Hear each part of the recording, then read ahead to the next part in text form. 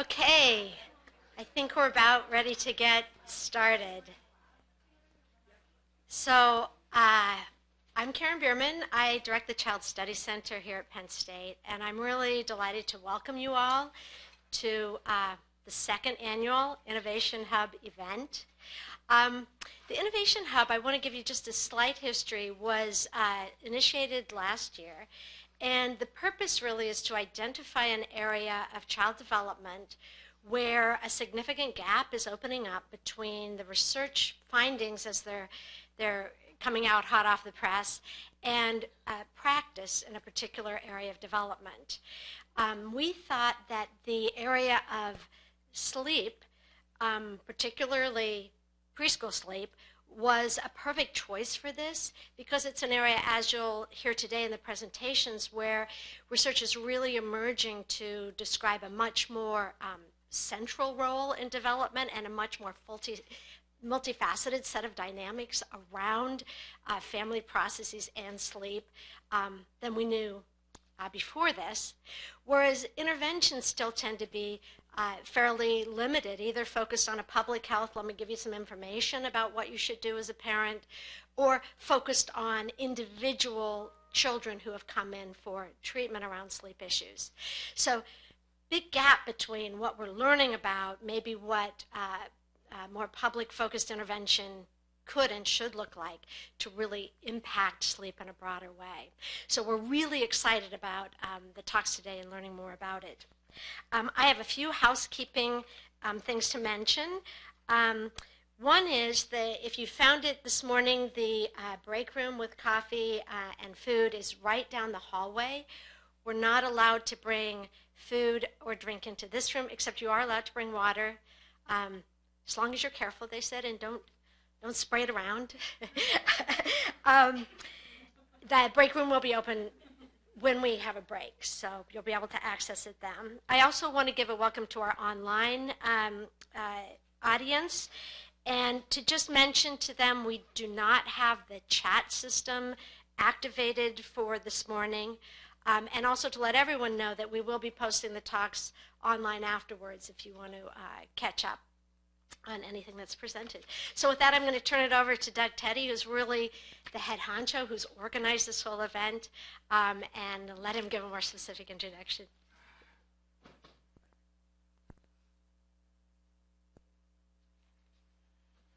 Define honcho, please. I'd like to know what that means. Thank you, Karen, very much. First of all, I want to give a big welcome to our guest speakers today.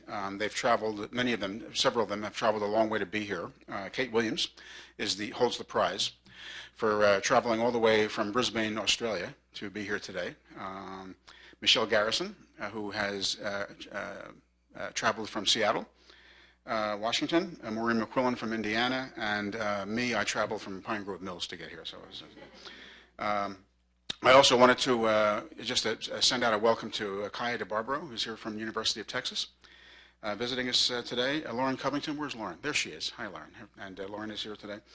I want to say hi to Corey Wetzel, who's sitting over there. And a big warm welcome to Lauren Philbrook, who's sitting next to her, who is a former graduate of our program, now an assistant professor at Colgate University. And it's just great to have you back here again. So, and also welcome to everybody who's attending today, and also the folks that are online.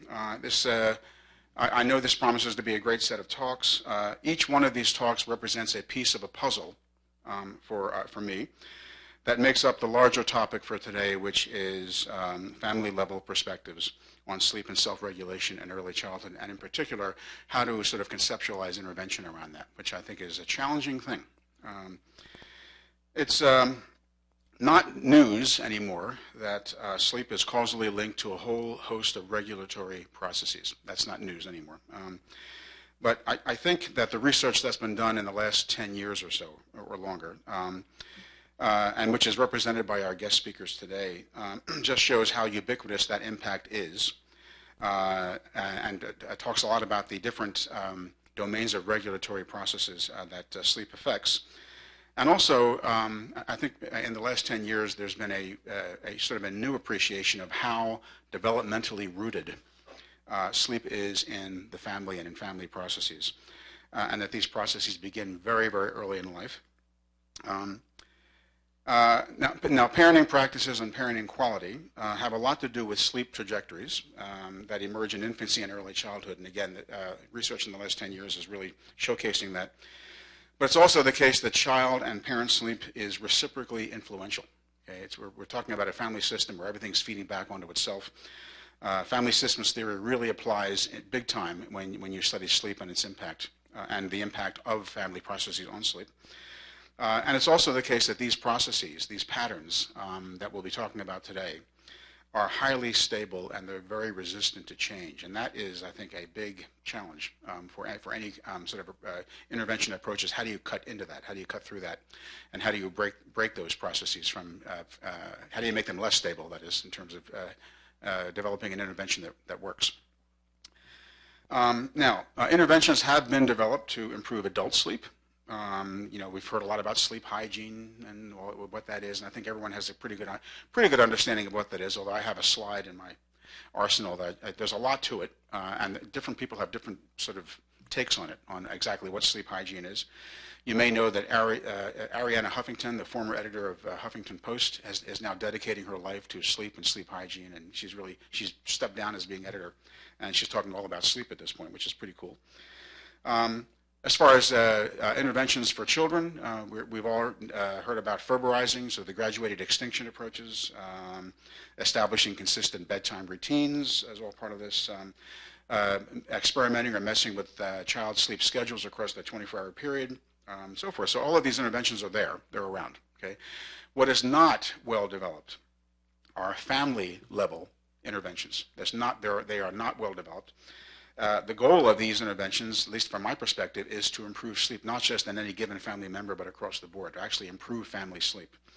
And as a consequence, improving the quality of life for each individual member of the family, and also for the family processes within the family. It struck me as I was looking into this back in the fall, and before I reached out to our speakers, it struck me that there's a lot of people who are talking about this and see the importance of it. But not necessarily doing it, at least not in any systematic way. Now, I could be wrong, and maybe my speakers here will contradict me on that. But one of the primary motivators of this year's Innovation Hub is to talk about this and to sort of brainstorm about how we should be approaching this topic, which I think is extremely important. So today's speakers come to us not just to present their work, but also to do so in the context of this larger family-level issue. And some of the questions that are relevant for today's discussions, how should a family-based sleep intervention be conceptualized? What might be the core elements of such an intervention? At what point in either child development or in family development should these interventions be done? At what point might they be more successful than others? Should these interventions be remedial, or should they be preventive, or should they be both? And beyond individual sleep, which obviously is the most immediate outcome that you want to improve, what other regulatory processes and outcomes might we also want to change as a result? Okay? Not just in the kids, but also in parents. So we're talking about not just children's functioning, but also I think parental functioning as well. And there's at least 2 talks today that will be talking about that. Okay? And of course, when parents are at risk, kids are at risk by definition. So these are just a few of the questions that are going to be addressed today, hopefully, and that can be informed by the talks this morning.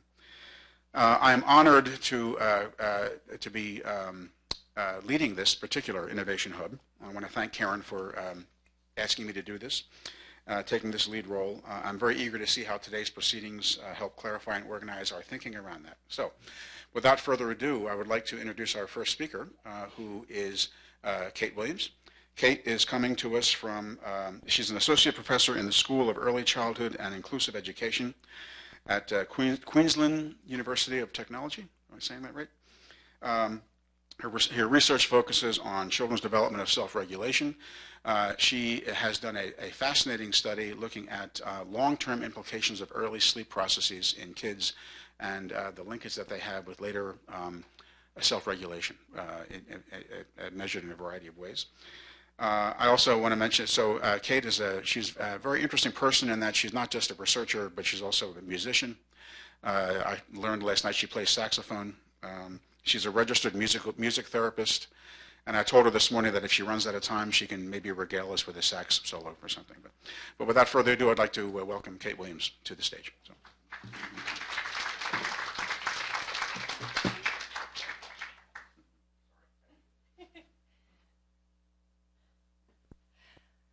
Thank you so much for coming, everybody, and also for inviting me to be here. It's very humbling to be presenting in an institution like Penn State that's so well respected across the world.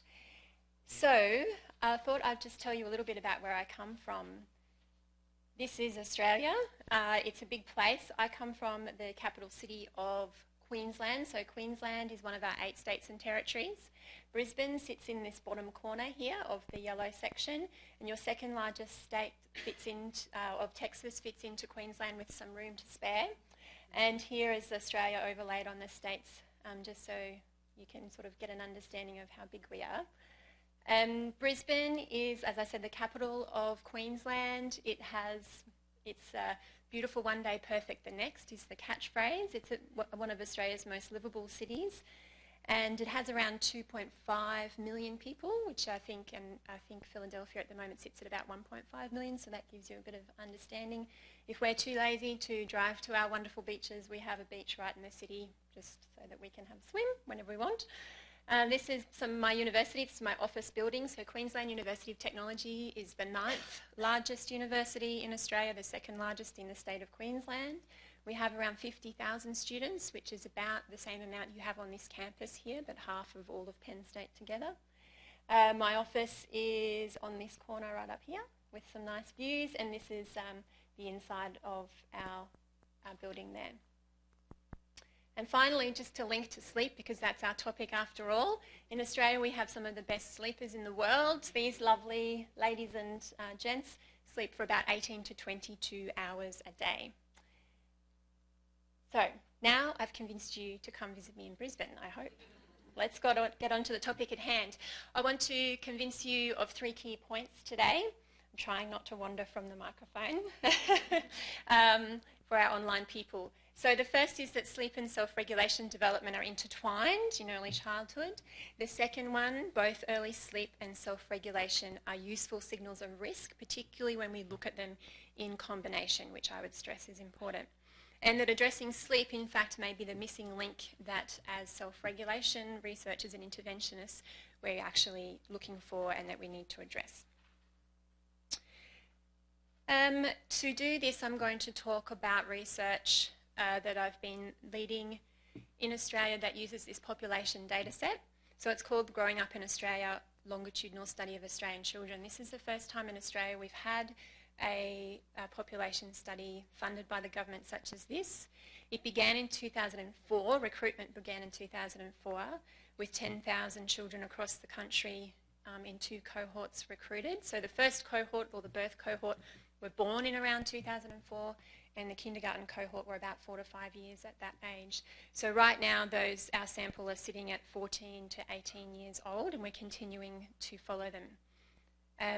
Data is collected every 2 years, and it's collected through a range of methods, so parent report, teacher report, study child report once they're old enough, some direct assessments with researchers visiting children's homes and taking a range of assessments, some biometric measures at some time points, and also a range of linked data sets in terms of data sets from education, crime, social services, Medicare, health, all of those kinds of things, and education. It's largely population representative. So in Australia, 1 in 4 children have a parent born overseas, and 15% speak English as usually their second language. So they have a lot of other languages. It's a very multicultural place. And we have about 4% Aboriginal and Torres Strait Islander, which is our Indigenous peoples and the oldest living culture in the world.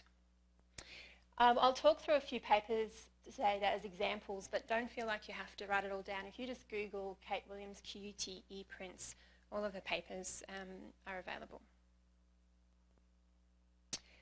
Before we get into the findings, just some key definitions. So my research is really focused on behavioural sleep problems. So rather than sleep duration or any kind of medical or physical sleep problems like sleep apnea or anything like that, behavioural sleep problems are when parents report more than half of the week there's bedtime resistance by children, night waking, being unable to resettle themselves and those kinds of things. So just keep that in mind when I'm talking through. Self-regulation, which is where most of my research lies, is a really broad umbrella term. In the field of self-regulation, there's probably about 20 different constructs that are measured and a lot of arguments about definitions and those kinds of things. But broadly, self-regulation is about how we all develop the skills to manage our own behaviours, emotions and cognitions, in ways that are adaptive to the life that we're trying to lead. So in this data set, we look at attentional regulation, which is how children persist in completing tasks, even when they become difficult, maintain attention in the face of distractions and those kinds of things. And both parents and teachers report on this for us. Emotional regulation, that's children's ability to control, their reactions to emotion-inducing events and also their initial sort of level of reactivity to those. And again, both parents and teachers report on this for us.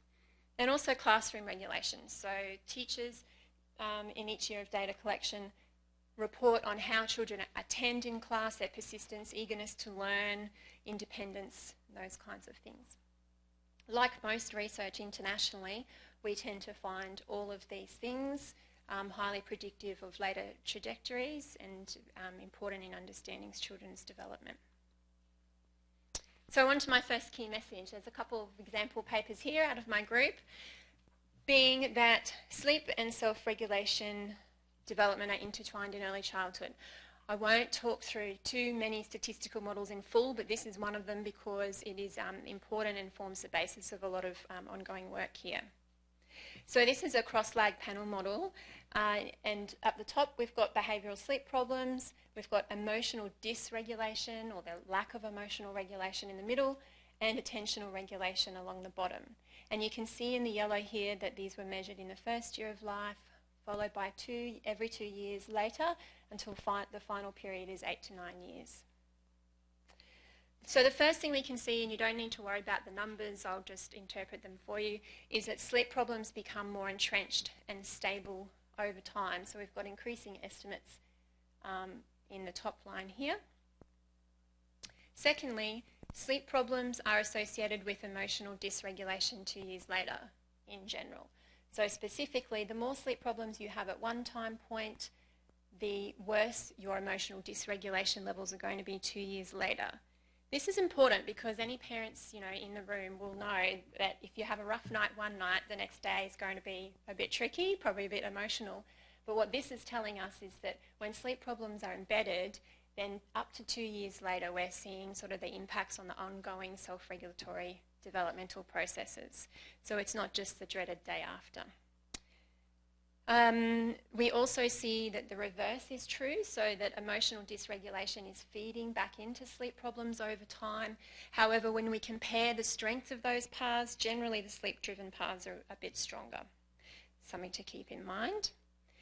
And we see this interesting sort of disruption here where these reciprocal relationships aren't being found between 4 and 7 years. And for Australian children, this is a time of school transition. So one of my arguments today, I guess, is around that if we have this sort of natural disruption in the population, that could be a pivotal time, and certainly some interventionists have found that a pivotal time to intervene. One of the pivotal times. There's another time that I will discuss later as well. And finally, we see, of course, that emotional and attentional regulation are reciprocally related. And although we looked for direct effects from sleep problems to attentional regulation, most of them are mediated through effects on emotional dysregulation. We do get one a little bit later after children have transitioned to school. So what we're seeing here, I guess, and what I would argue is we're seeing, is that sleep problems are an important part of a developmental cascade. And developmental cascades, of course, refer to where we've got constructs sort of influencing each other over time. Doug talked about the system. They're sort of bouncing around. They're hard to disentangle in many studies, but we seem to have some good evidence that all of these, of course, are impacting on each other. So while I've looked at that developmental cascade and the bidirectional effects in those constructs, we also see the same sort of things when we look at other constructs. So we've looked at behavioural sleep problems and externalising and internalising behaviour problems across kindergarten all the way through to adolescence. The same thing, bidirectional effects across that time.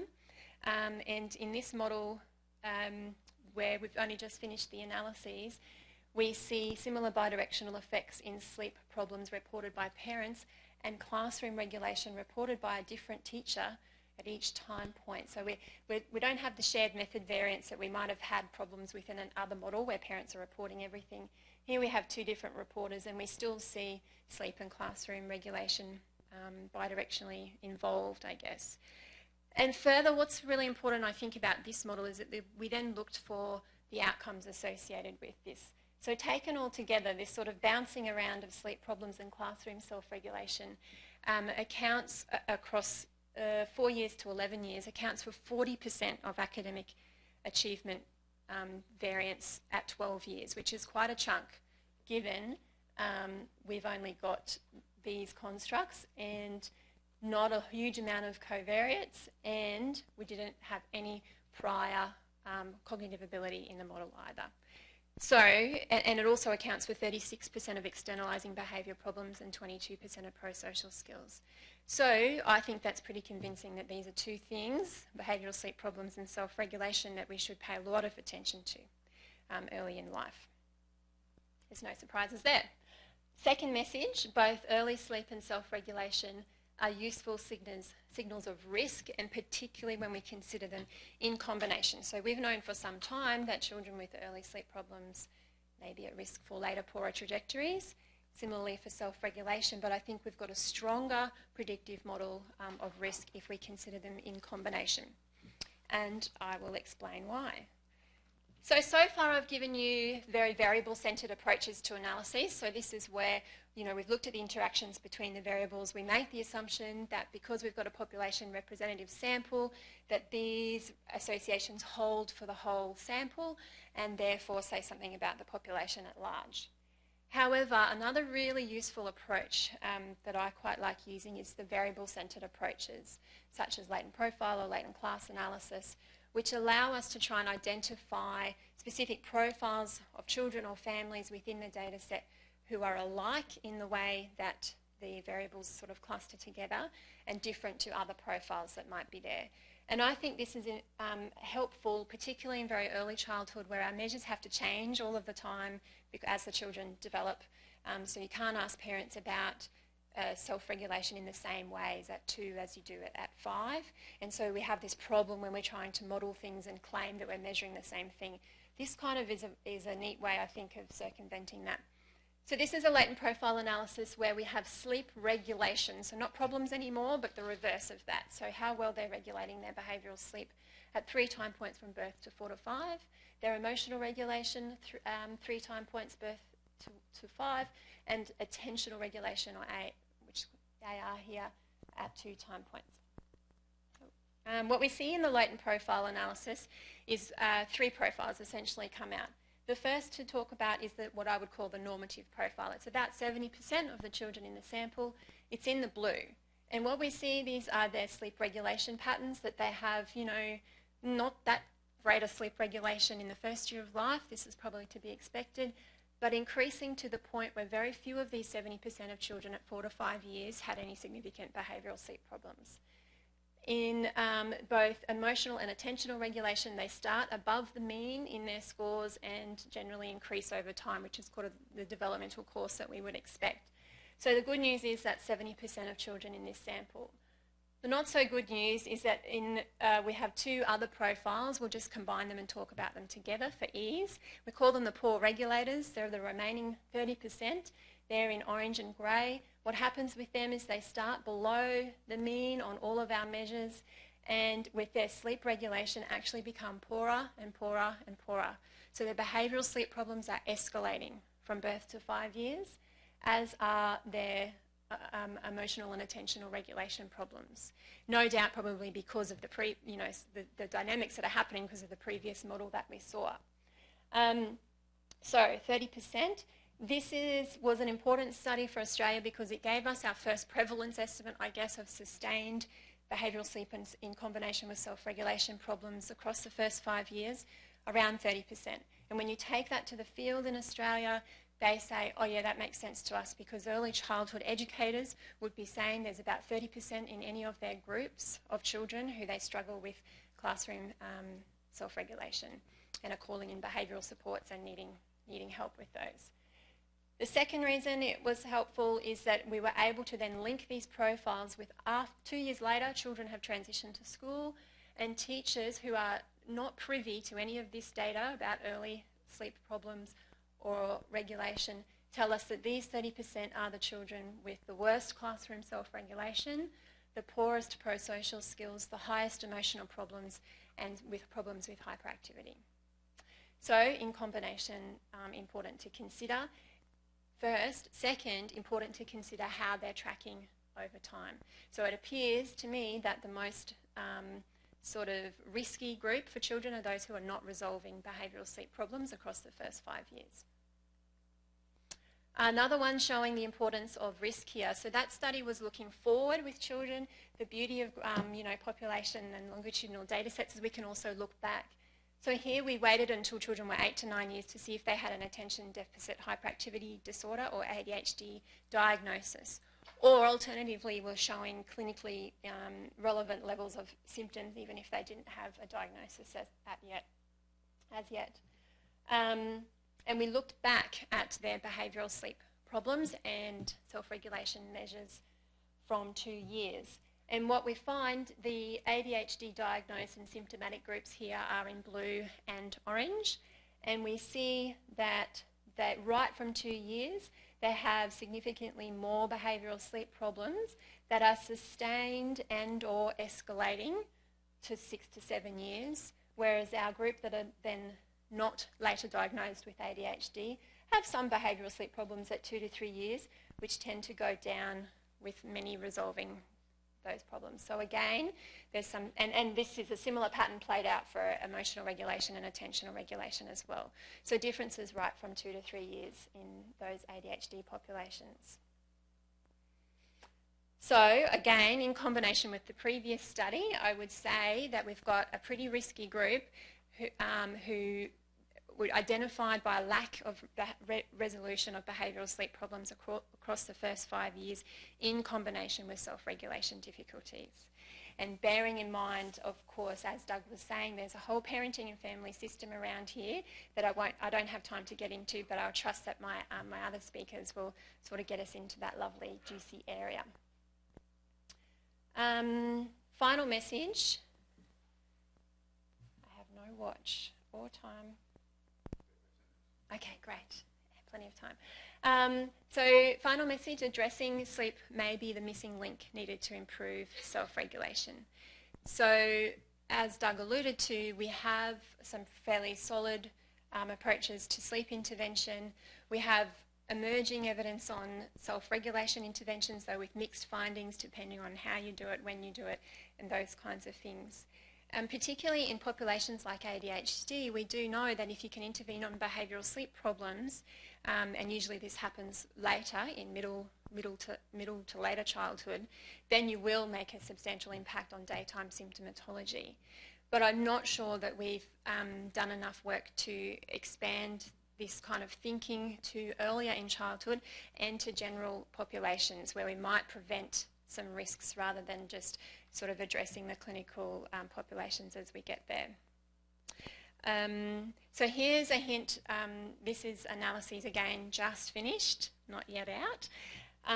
A hint that addressing sleep problems might do this for the general population. So we took a pretty sensitive, robust measure of self-regulation at 6 to 7 years that combined lots of different approaches to measurement. and controlled for the same measure 2 years earlier. So what that means is when we regress things onto this measure here, we are looking for predictors of growth over that time because the prior measure is controlled for. We had a bunch of covariates, as you usually do, and then we took an ecological approach to grabbing some of the variables out of the data set from various areas of life. So, of course, we had health, a physical health measure, diet, sleep problems, time use. So is the way that children are using their time impacting on self-regulation growth over time? And these were all taken from when children were 4 to 5 years. The home environment. So we have in the data set data from both mothers and fathers, so the way that they're parenting, their use of home learning activities, stressful life events in the home environment, financial hardship, some measures of children's development, vocabulary, motor skills, some measures of the neighbourhood that they live in, the livability, socioeconomic advantage, and a proxy. It's tricky with the children's education at 4 to 5 years in Australia. Some will be in school, some won't be, depending on the state and the jurisdiction that you live in. So we have a proxy of the quality of educator-child relationship, which we know is a sort of a nice little proxy for education quality. So if you're into counting, there's more than 23 potential candidates of predictors of or associates of growth here.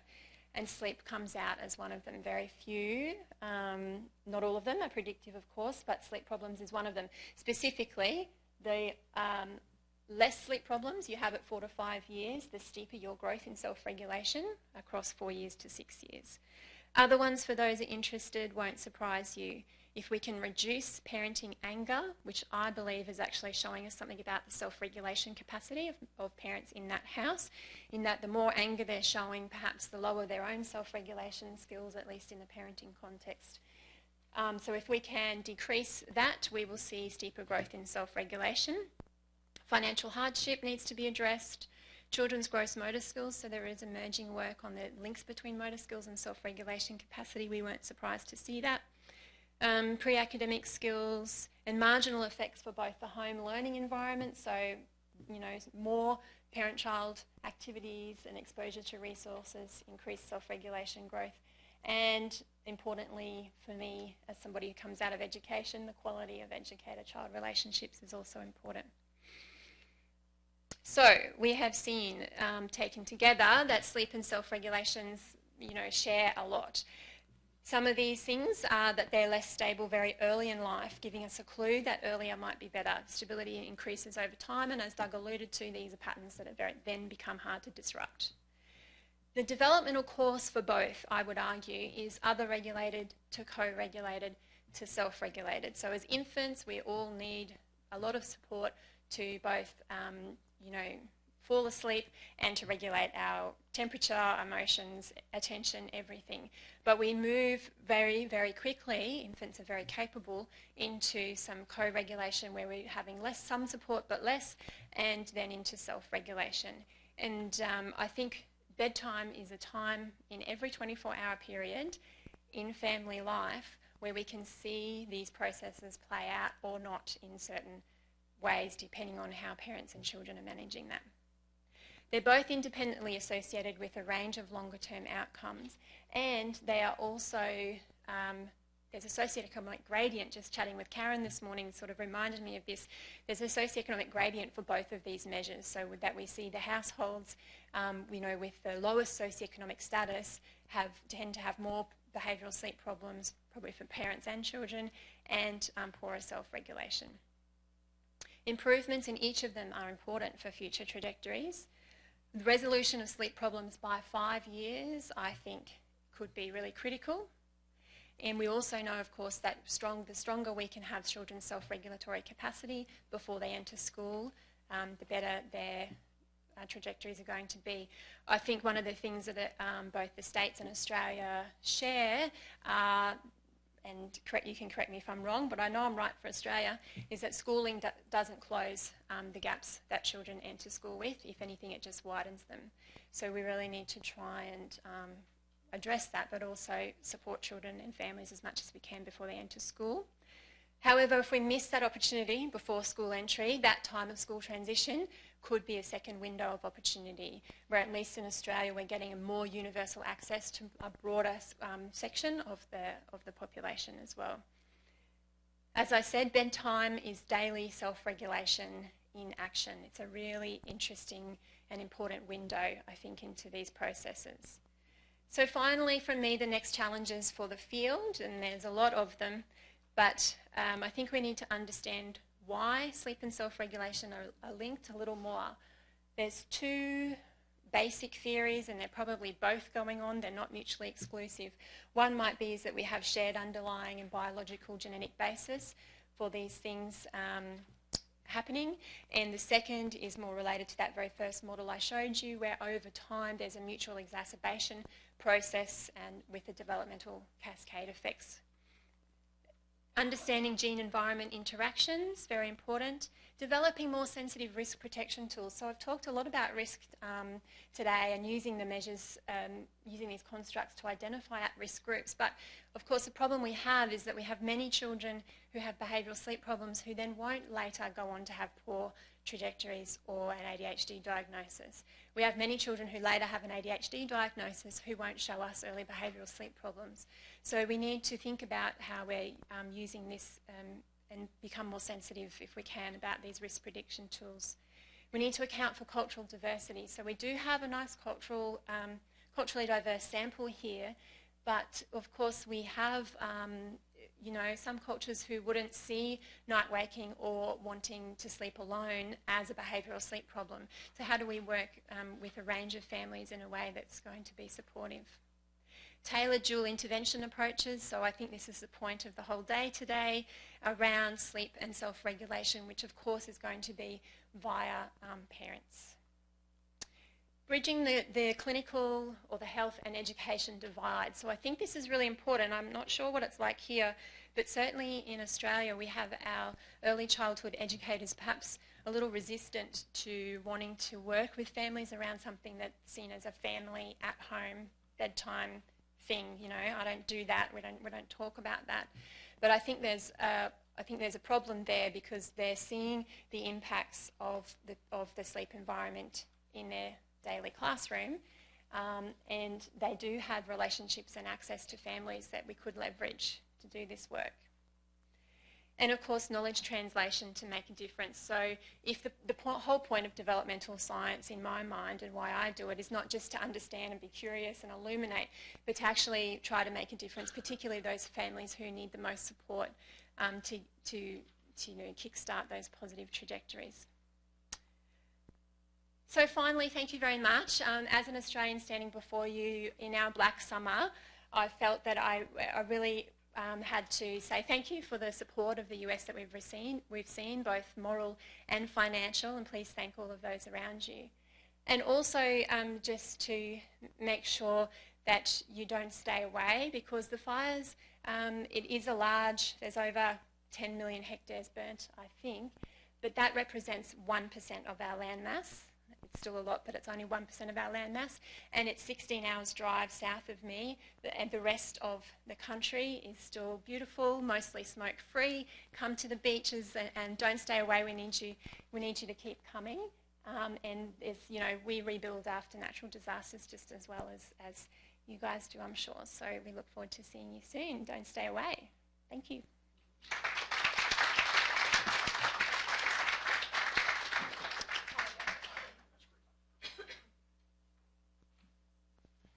Thanks very much, Kate. That was fascinating and raises a lot of questions about developmental timing and intervention, too, in my opinion.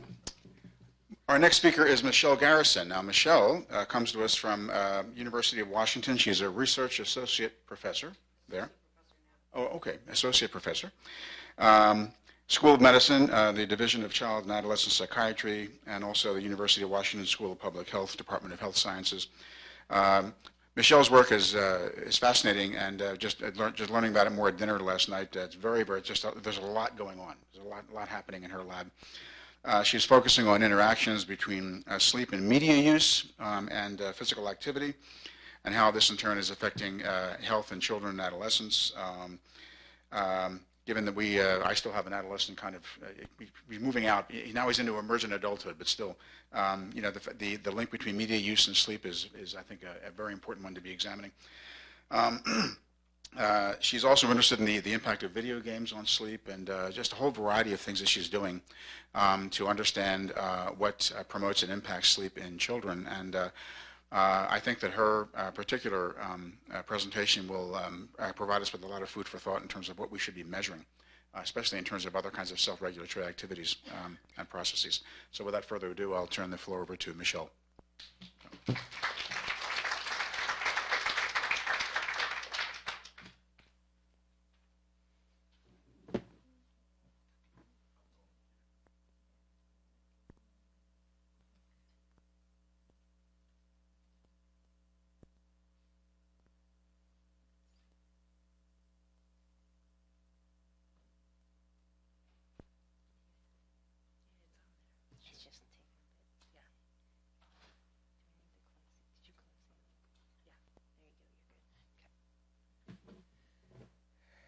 All right, so I'm going to be talking to y'all today about the work that we've done in my lab around developing and testing family-centered sleep interventions.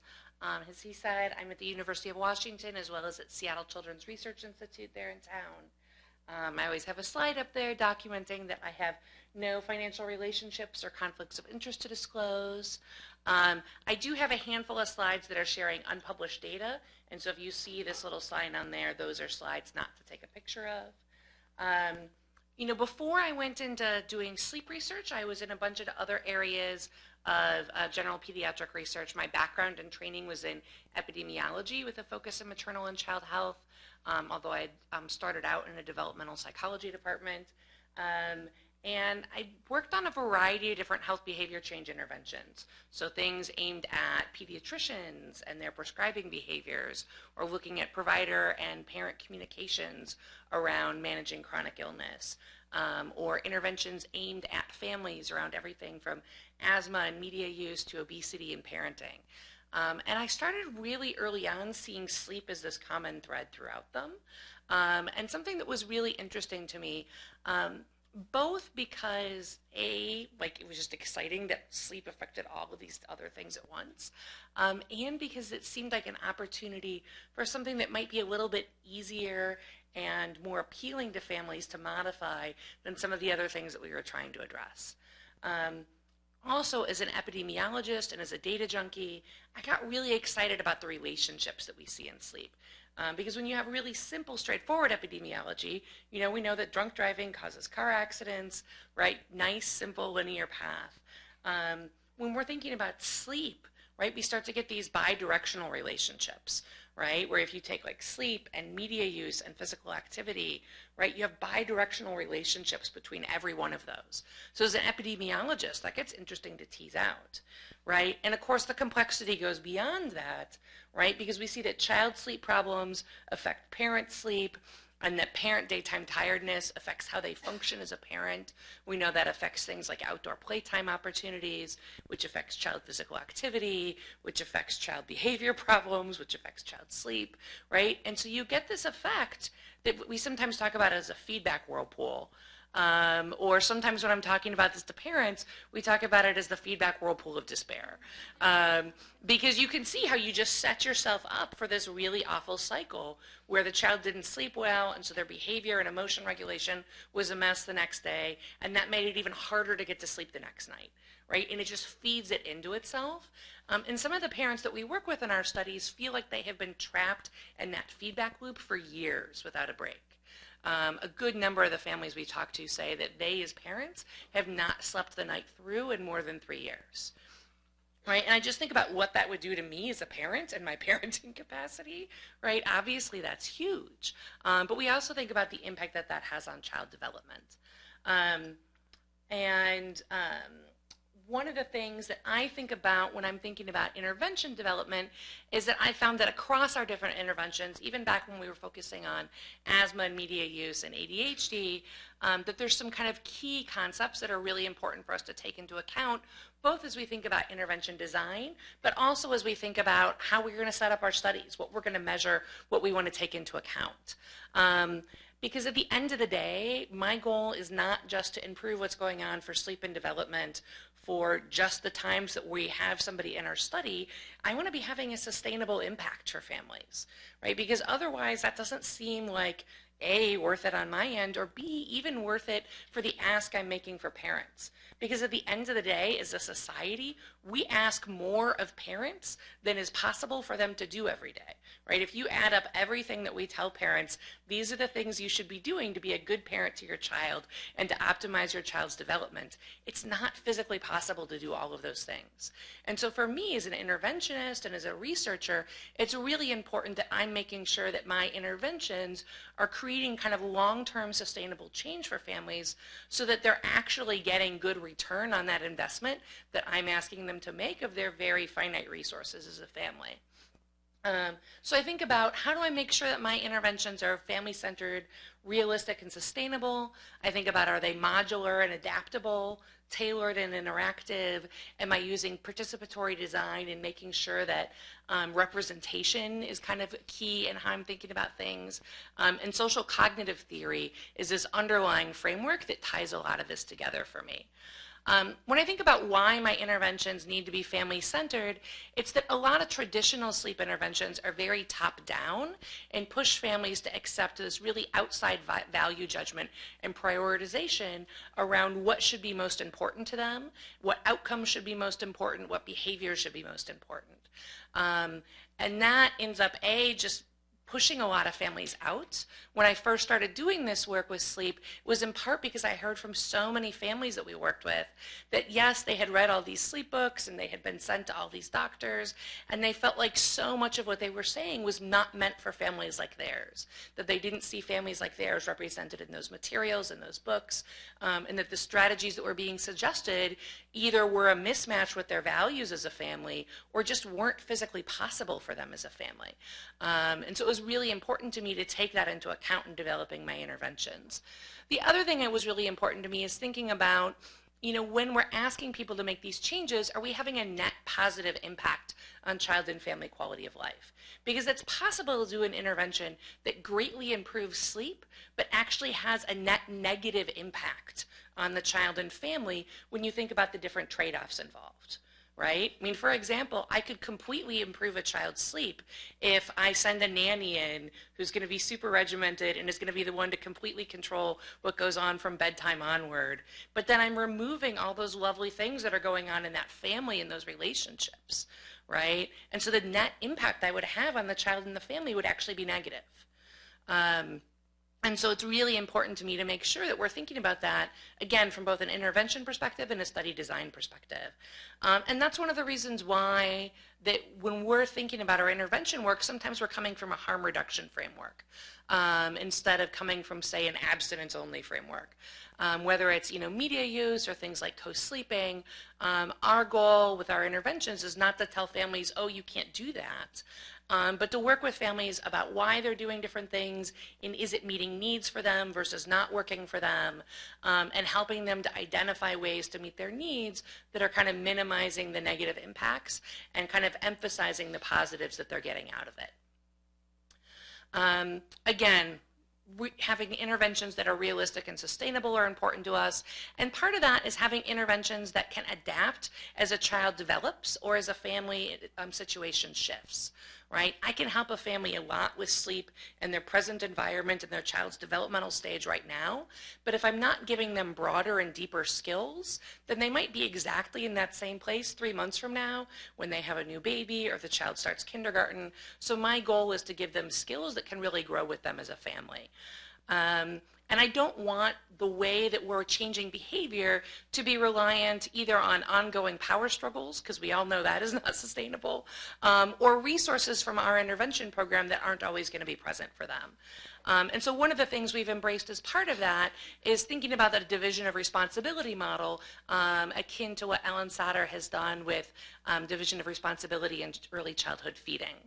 And so part of what that looks like is that we really are explicit about who's taking ownership of different components and what it looks like to have a graduated shift in ownership of everything from goal setting and problem solving and monitoring, not just moving from the interventionist to the parent over time, but setting up a structure that allows that to move from the parent to the child over time, so that increasingly the child is developing the skills and having opportunities to practice self-regulation of their own sleep.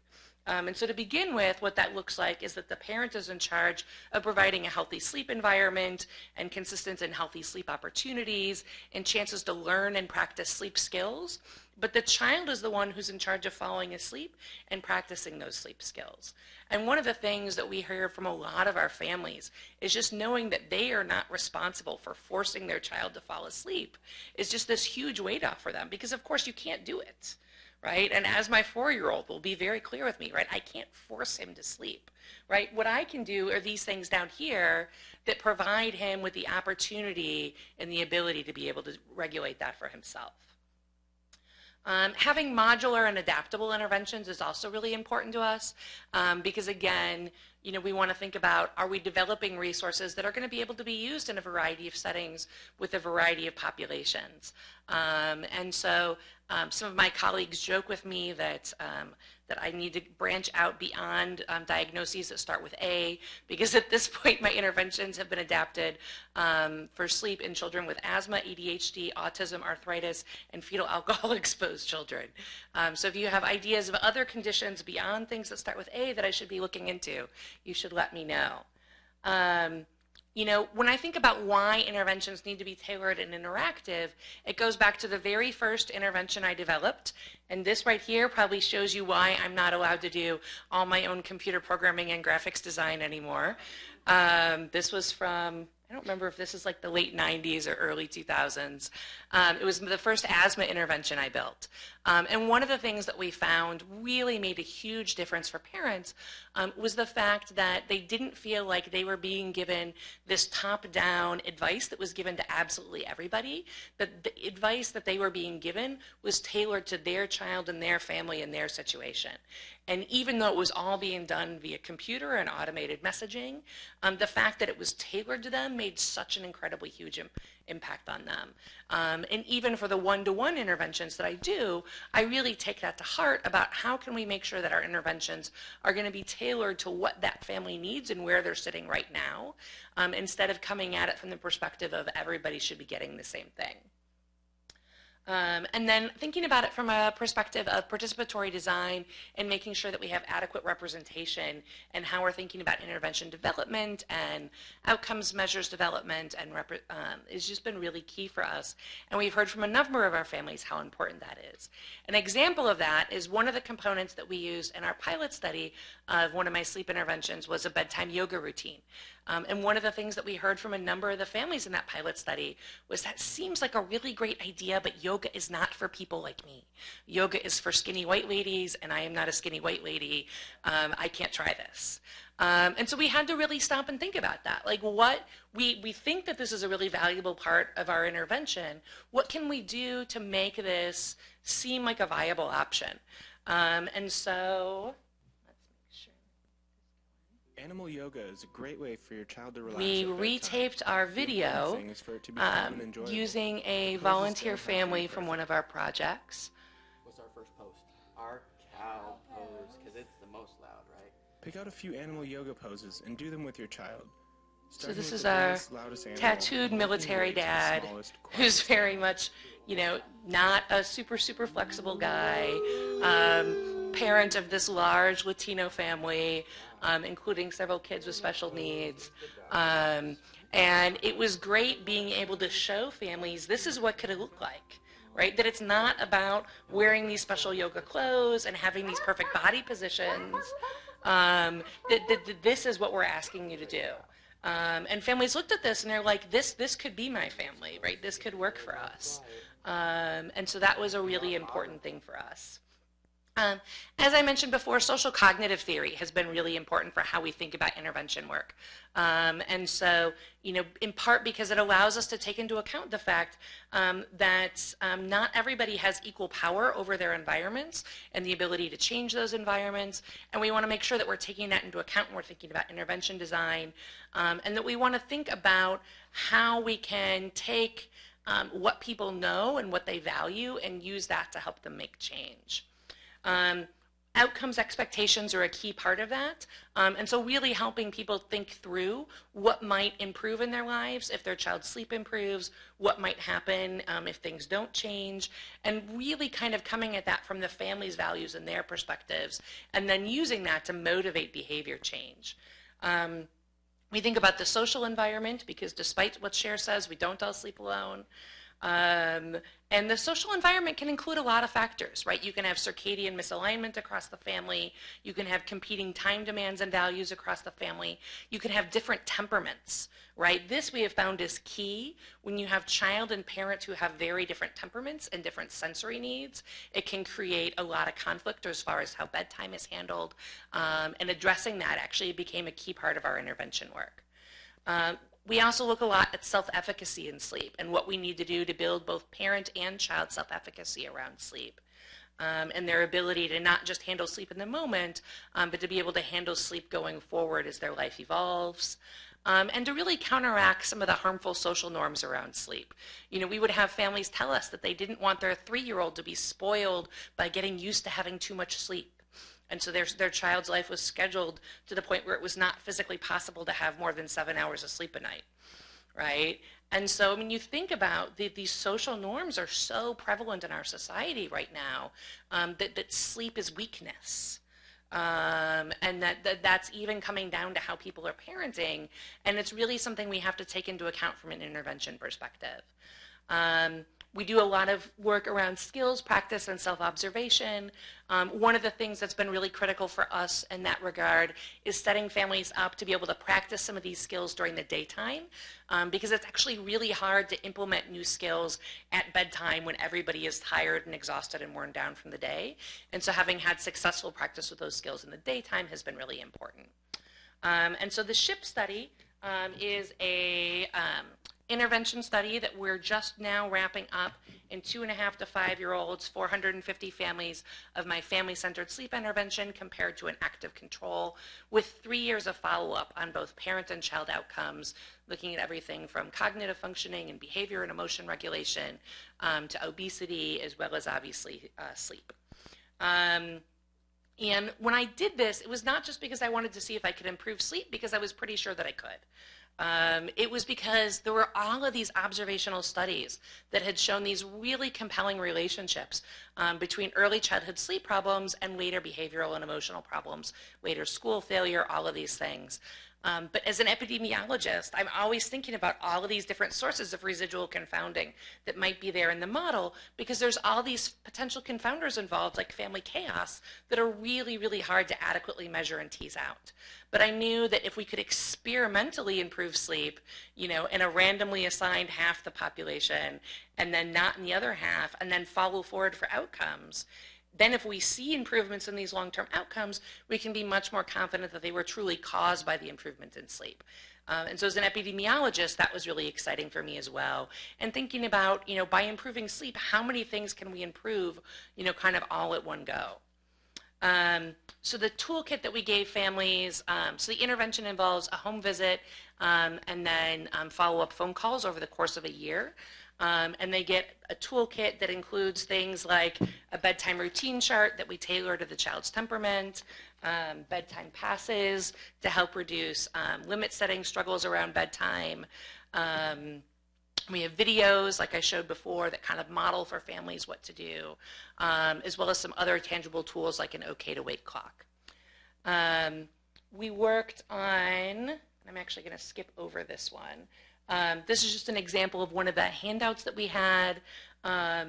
And so again, really trying to kind of provide families with enough tools that we could guide them over the course of a year, to the point where at the beginning of the year, the interventionist was really driving things, and then we gradually shift ownership of behavior change to the parent, with the hope that by the end of the year, they really have the tools and resources to be able to continue this work in their families going forward. We really thought deliberately about increasing not only parent but also child self-efficacy. And so, for example, taught children how to tuck themselves back in the middle of the night if their blankets fell off, because we discovered in our sample that was one of the #1 reasons why parents were insisting they absolutely had to go into the child's bedroom at night, and we knew that that was causing a lot of sleep disruptions. Bedtime when they are already sleepy. Nap time can be a great time for this. If your child likes to be tucked in tightly, they can roll themselves up in their blanket.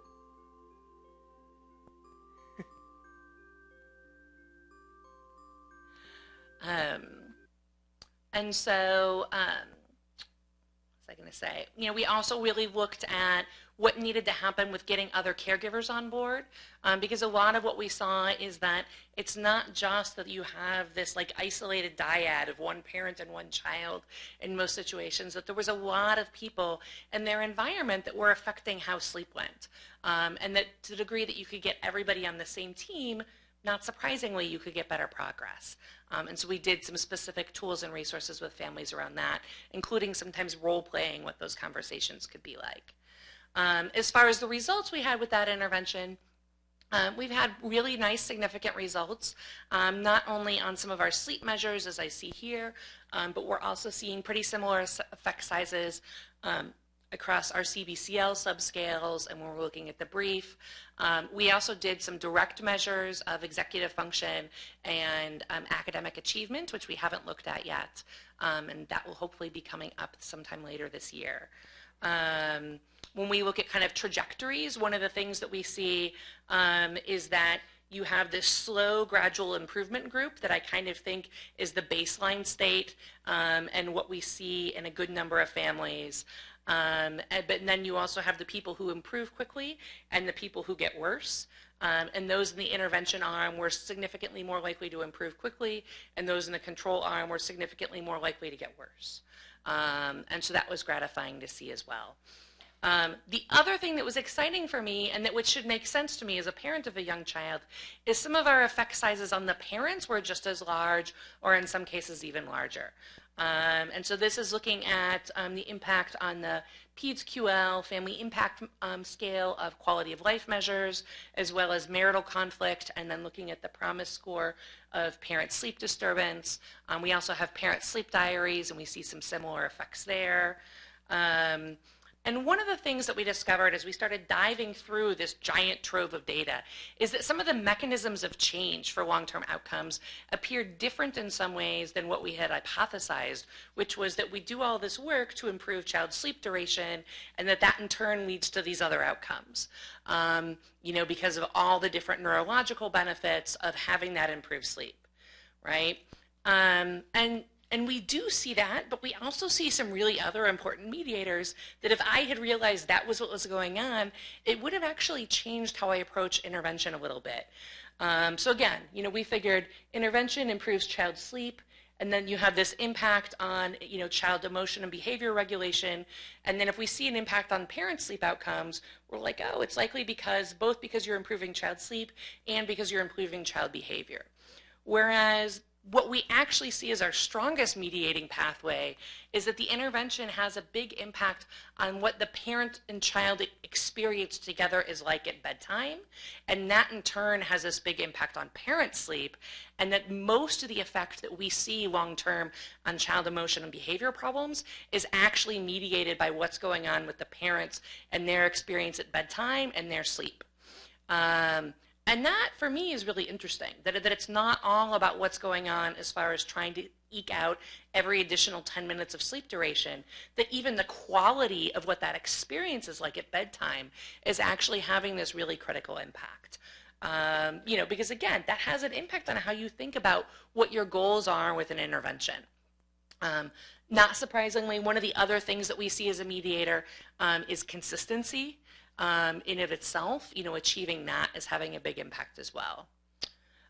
One of the things that we really was not expecting and that we had actually just measured to be able to use it as a control variable in other analyses is that we have this really substantial impact on parent obesity that is stable across a variety of different sensitivity analyses.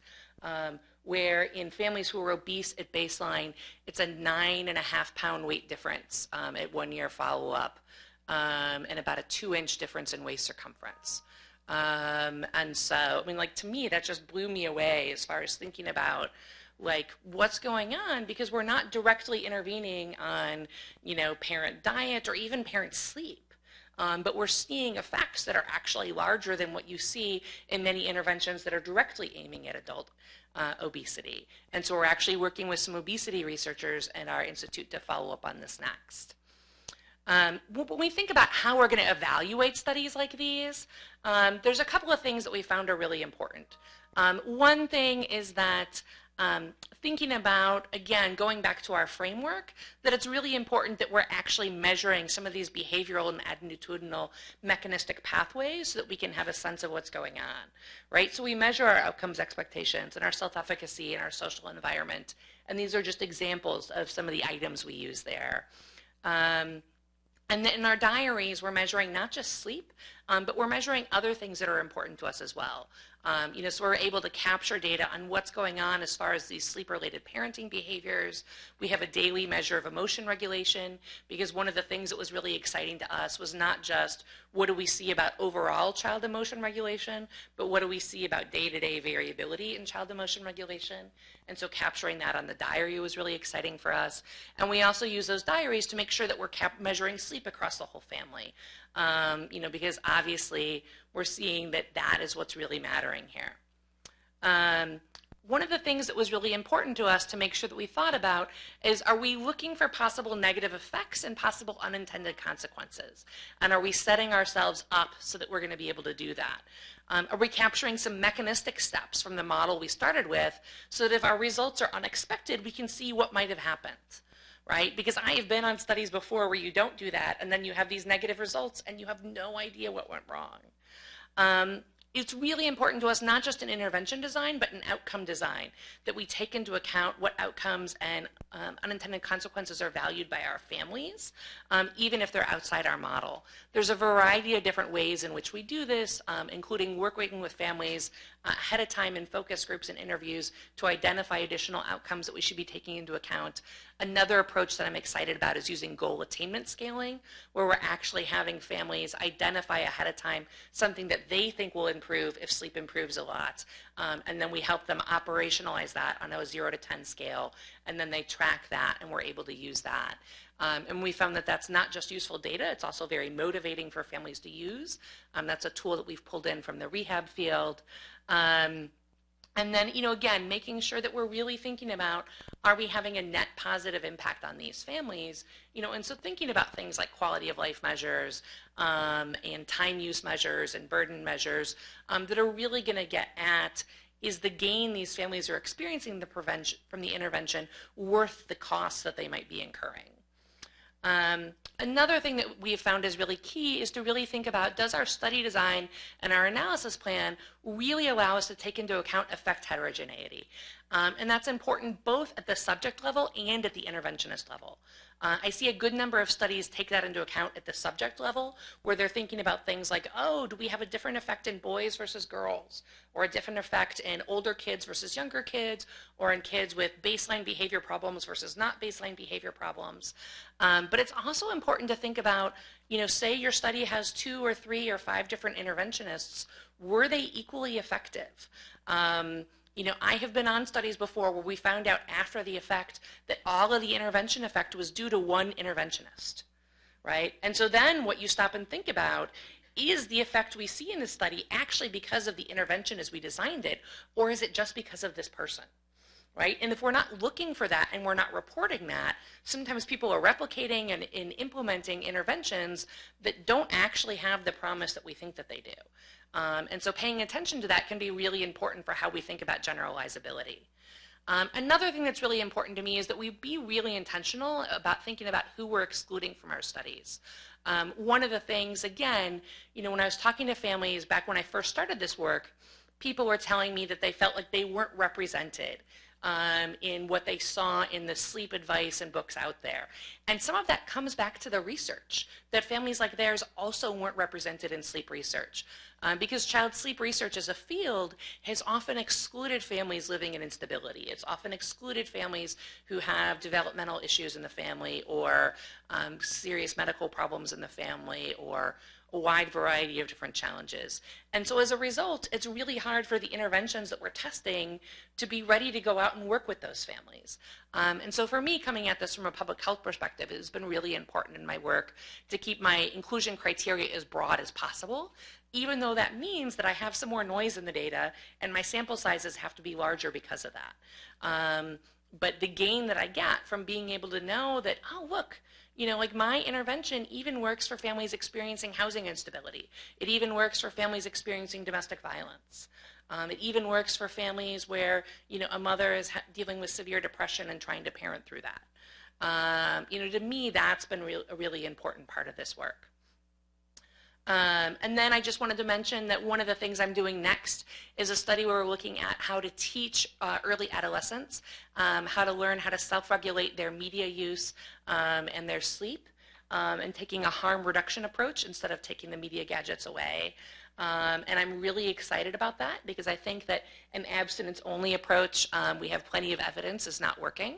And so I'm excited about that.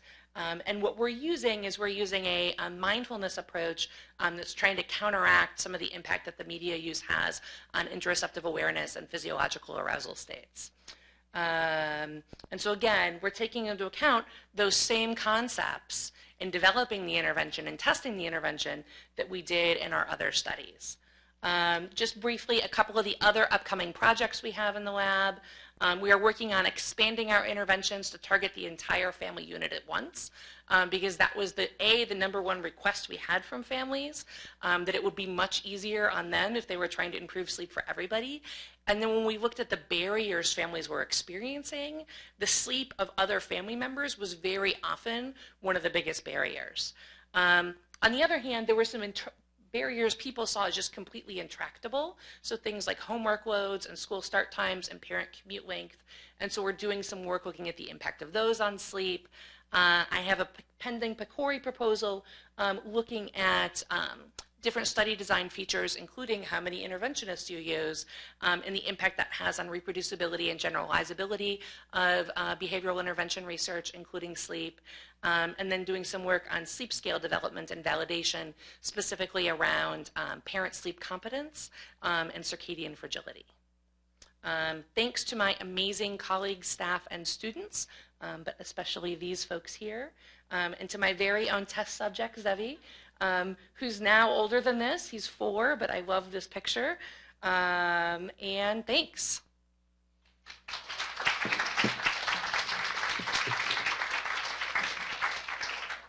We're going to reserve time at the end for questions, so we'll hold off for now. But now is the scheduled break time, right? For about 15 minutes or so. Another way back at 10:15.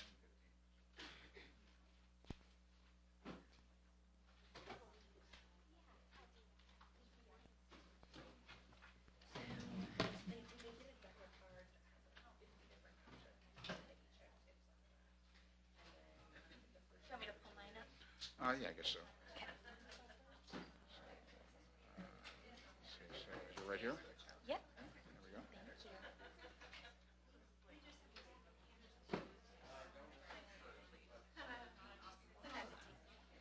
And then you do the slideshow, right? Okay, slideshow from beginning. There you And go. there it goes. Perfect.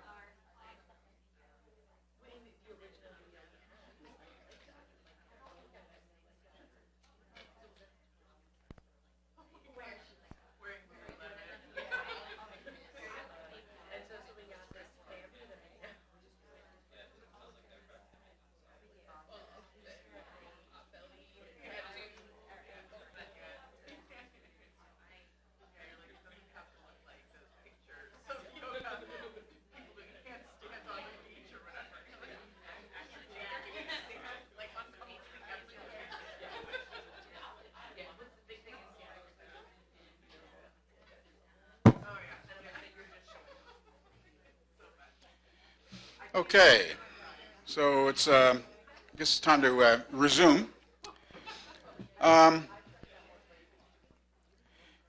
So the first two talks were focusing primarily on kids' outcomes, although Michelle's talk also talked a lot about spillover effects of intervention on parents as well. The second two talks are going to be talking about parents, and Maureen McQuillan is here from Indiana University, and she's AAD, almost a doctor. Is that correct? So she defended her dissertation already, but she's on internship right now, right? She works with Jack Bates, the legendary Jack Bates of temperament fame, and I think you're his last graduate student. Is that correct? Okay, so that's an honor, I guess, of sorts. Maureen is in the clinical science program at Indiana, and she is interested in parent-child interactions and how parenting stress and sleep deficits influence parenting behavior and children's outcomes.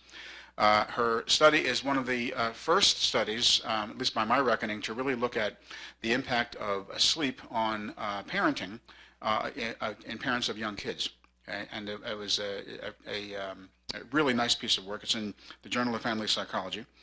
And she looks at mother's sleep quality and mother's stress levels and their ability to use positive parenting strategies during children's bedtimes. And she's examining that. She's basically looking at the impact of sleep on a parent's ability to be a good parent. And interestingly, siesta is looking at the same kind of thing. And I'll be talking about that in my part of the talk as well. Okay, so without further ado, then let me please introduce Maureen McQuillan.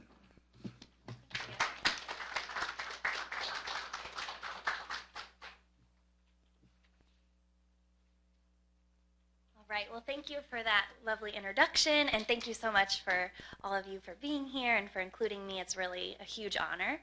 And like Doug mentioned, I'm currently doing my clinical psychology internship at IU School of Medicine. So I work at Riley Hospital for Children, and we've been talking a lot about sleep interventions, and I actually work in a pediatric sleep clinic implementing these interventions. And I did my graduate work at IU Bloomington with Jack Bates, where I implemented these interventions with children who have behavior problems. So I'll be talking about a lot of that work today. And I changed my title of my talk a little bit, so looking at stress, sleep, and parenting broadly across both community and clinic samples. And I'm really excited to talk to you about this research because both of these studies are from my dissertation research. So we'll get into it. So just a quick overview. I'm going to start with acknowledgments to acknowledge my lovely co-authors and our funders, and then give some background about why we're interested in stress, sleep, and parenting. And then give you details from both our toddler development study, which is a community sample, and then our family routine study, which is our intervention sample. So starting with the acknowledgments, we have funding from NIMH for our first big study, the toddler development study, and then the Indiana Clinical Translational Sciences Institute, which is an NIH-funded study. And then my co-author, so as Doug mentioned, I worked with Jack Bates, and he's still working, and he says hello to all of you. He's still teaching this semester, and IU's semester just started, so I'm here representing our work. And then our collaborator, Kirby Dieter-Deckard, collaborated with us on this multi-site study. And then my other mentor is Sarah Honecker, who is my clinical supervisor in pediatric sleep medicine, and I've just accepted a position to stay on with them as a fellow and faculty member, doing both clinical sleep research and intervention work. And then our lovely lab, both in Indiana broadly with AJ Schwichtenberg, who's pictured there, who's at Purdue, and then our lovely research assistants. Okay, so we've been talking about parenting, and I think this break in the day is a nice kind of switch in focus on parents in particular. And we think of parenting as really having two core domains. One being warmth, which could include things like emotional availability, responsiveness, sensitivity, involvement. And then the other domain being control, which we could further break down into positive forms of control, effective forms of behavioral control, but also more harsh forms of control. And then we can think of parenting in terms of positive parenting, which is associated with positive adjustment outcomes in children, and then negative forms of parenting, which is associated with negative adjustment outcomes in children. And of course, we know that there's bidirectional effects, such that if you are a parent who's raising a well-adjusted child, it's easier to use more effective, positive forms of parenting. But if you're a parent who's raising a temperamentally difficult child or a child with challenging oppositional behavior problems, that tends to elicit more harsh, negative forms of parenting. So we're acknowledging these bidirectional links, and I'm very interested in how individual differences in parenting arise. And one way that we know contributes to parenting differences is parental stress. We know that stressed parents tend to parent negatively with higher levels of irritability and unresponsiveness, and at the extremes, we know that high levels of parental stress are associated with negative outcomes like child abuse and neglect. But one thing that was surprising to me is that in this huge parental stress literature, parental sleep deficits have been relatively overlooked, at least in typically developing children after infancy. So there's quite a bit of work on parental sleep in the postpartum period or parental sleep in children who are chronically ill, but less so in typically developing healthy children after infancy. So I really wanted to dive into that because we know that stress and sleep are linked. We know this from animal models. We know this from experimental manipulations. We know this from adult work on real-world daily stressors like work stress. And we also know about the effects that sleep has on our neural functioning, such that when we're sleep deprived, our prefrontal cortex is affected, and we are likely to be more negatively emotionally reactive and more sensitive to mild challenges during the day. So earlier, Michelle was talking about this vicious cycle, and we definitely think about that too, that when we're sleep deprived, our brains tend to be more reactive to various stressors, and then we perceive more stress during the day, which results in more sleep deficit. So these two processes of stress and sleep keep feeding into each other in this cyclical way. So for looking at this in parents, Doug mentioned our paper in Journal of Family Psychology, where we looked at maternal stress, sleep, and parenting in a community sample of toddlers, all at one time point. And this table shows a lot, so just to highlight a couple of things. We found that across several actigraphic sleep indices, that sleep was predictive of observed positive parenting during the bedtime routine. So we had research assistants go into the home and rate how involved, responsive, sensitive the mother was during the bedtime routine.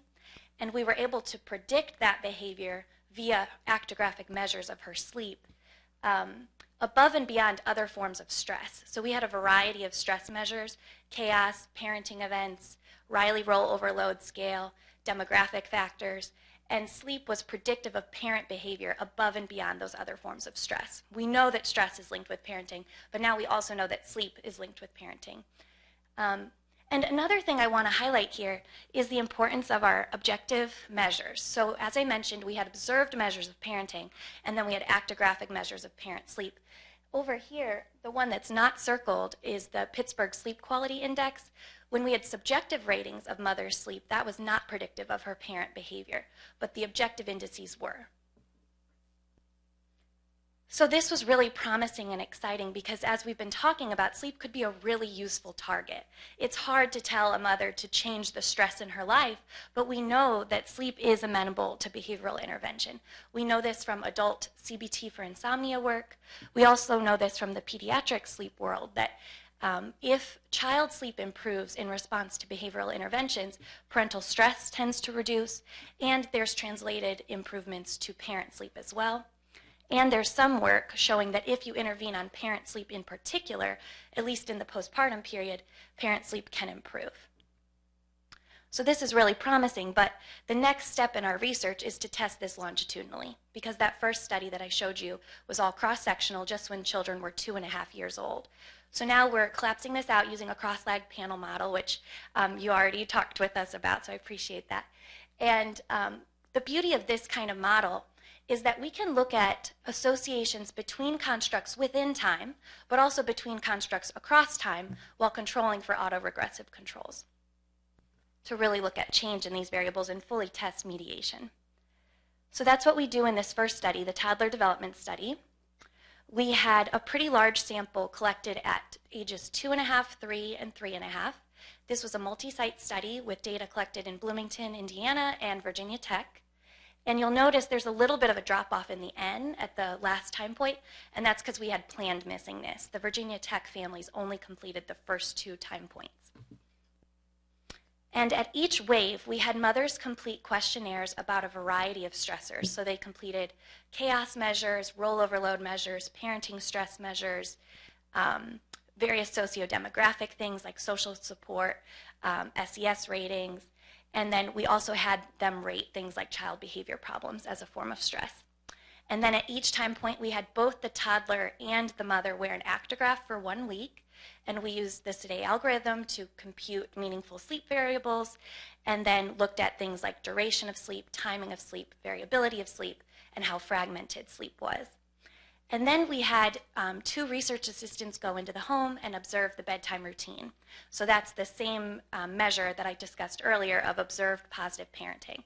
So they went to the home 1 hour prior to when the child goes to sleep, and they actually took narrative notes, and then they completed questionnaires to describe how positive and involved the parent was during the bedtime routine.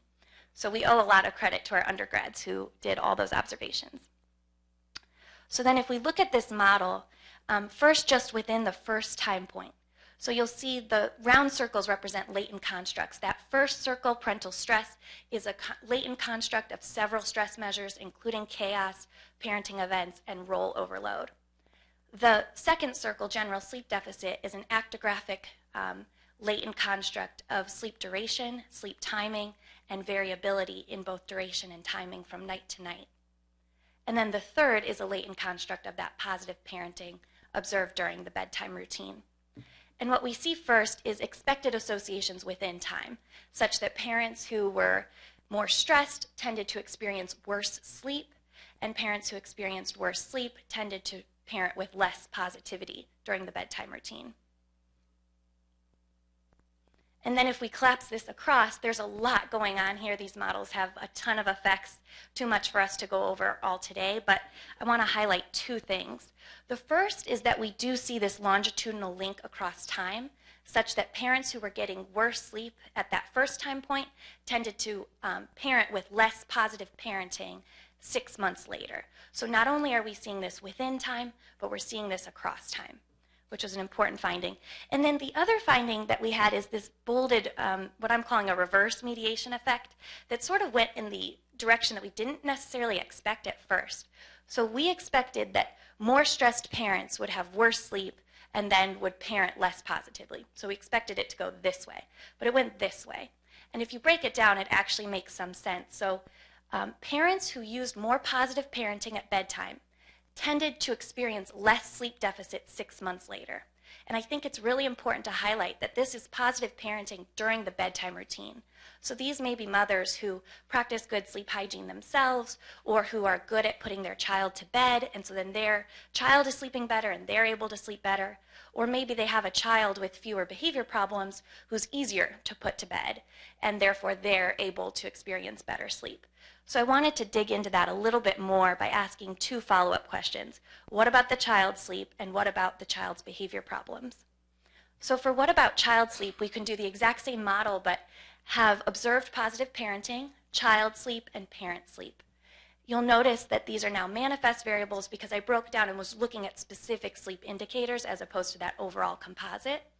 And within that first time point, we noticed that parents who are parenting more positively during the bedtime routine tend to go to bed earlier themselves and have children who go to bed earlier. And when we collapse this across time, we see that, again, these things are mutually influential. So if you're a parent who parents positively at the first time point, your child tends to go to bed earlier at the next time point. And if your child goes to bed earlier at the next time point, you tend to parent more positively. So they keep feeding into each other in this kind of family systems, reciprocal influences way, as a lot of us family systems people would expect. For what about child behavior? So we know that parenting is linked with child behavior, but we also know that child behavior can affect parenting, and we know that these things are also linked with sleep. So it becomes a very messy model. So I wanted to look at this a few different ways. First, just simple correlations. Indeed, our observed positive parenting measure is correlated with children's externalizing behavior problems, such that if you are a parent who uses more positive parenting, you tend to have a child with fewer behavior problems. That holds across time, though it's very much attenuated. The next thing I looked at was, what about an interaction between parental sleep deficits and child behavior problems? If you're a sleep-deprived parent and you're raising a challenging child with a lot of noncompliance, aggression, and tantrums, what is your parenting going to look like? And what we found is that the parents who show the least amount of positive parenting tend to be the ones with the worst sleep and who are raising the children with the most behavior problems. If you take those same parents and have them get better sleep, so if you look at sort of towards the left side of the x-axis, you see that if they get better sleep and they're raising difficult children, they're parenting with a level of positivity comparable to their peers. So I think this really highlights the importance of targeting parents who may be raising difficult children. Another way we can look at this is with again, a structural equation cross-lag panel model where we look at parental sleep deficit, observed positive parenting, and child misbehavior. At the first time point, these are linked in expected ways. And then when we look at it across time, what I want to highlight is this third parental sleep deficit is predicted by both how much positive parenting they use in the bedtime routine and how much child misbehavior they have. So if you have a difficult child, you're going to have worse sleep. But if you use positive parenting, you're going to have better sleep. So these things are interplaying with each other in complex ways. And this really led us to our second study. So in the second study, we were specifically targeting parents of children with clinical levels of behavior problems, such as oppositional defiant disorder and attention deficit hyperactivity disorder. And for these families, we had them come in and they received a manualized parent management training protocol, which is well established for treating things like oppositional defiant disorder and attention deficit hyperactivity disorder. But in conjunction with parent management training, we also offered a sleep intervention and an active control mealtime intervention. So the design of our study was all families came in, consented to the study. They were coming into a clinic, so we were doing an intake with them. We set goals, and then they were randomly assigned to either the sleep first condition or the mealtime condition. And then all families got parent management training. And then after parent management training, we then had a crossover point where families who got the sleep intervention now got the meal intervention and vice versa. That parent management training protocol includes things like how to set your child up for success, how to use effective instructions with your child, how to have positive one-on-one time with your child, how to use effective forms of discipline. So it's covering a lot about parenting separate from sleep. The course of the whole study was about 4 months, and at each measurement point, we had parents and children wear actigraphs, in addition to other measures. The families came into our clinic in Bloomington, and they were children aged 3 to 8 who had clinical levels of behavior problems. As I mentioned, most had either oppositional defiant disorder and or attention deficit hyperactivity disorder. And most children had parent-reported problematic sleep, but that was not a requirement to be in this study. We had 47 families come into our clinic. 14 were ineligible because they either had too few of behavior problems, or they had a diagnosed medical sleep disorder like obstructive sleep apnea, or they were taking a sleep aid like clonidine. We only had one family who refused the study, and that was an academic family who knew the time commitments of research. And then we had 7 families who dropped out of the study, who dropped out of both the study and the treatment. So they left our clinic altogether, resulting in 25 families. And earlier, Michelle mentioned the effect of the interventionist, and I was the interventionist for like half of these families, so I wonder about that, and that was one of the things I looked at in my dissertation, so I appreciated that comment. So when the families got the sleep intervention, we took a modular-based approach, and all families received 2 required modules, one that was called All About Sleep, just teaching families about child sleep needs and sleep processes, and then one on sleep routines, talking about the importance of a consistent bedtime routine and actually helping the families form a bedtime routine for their child.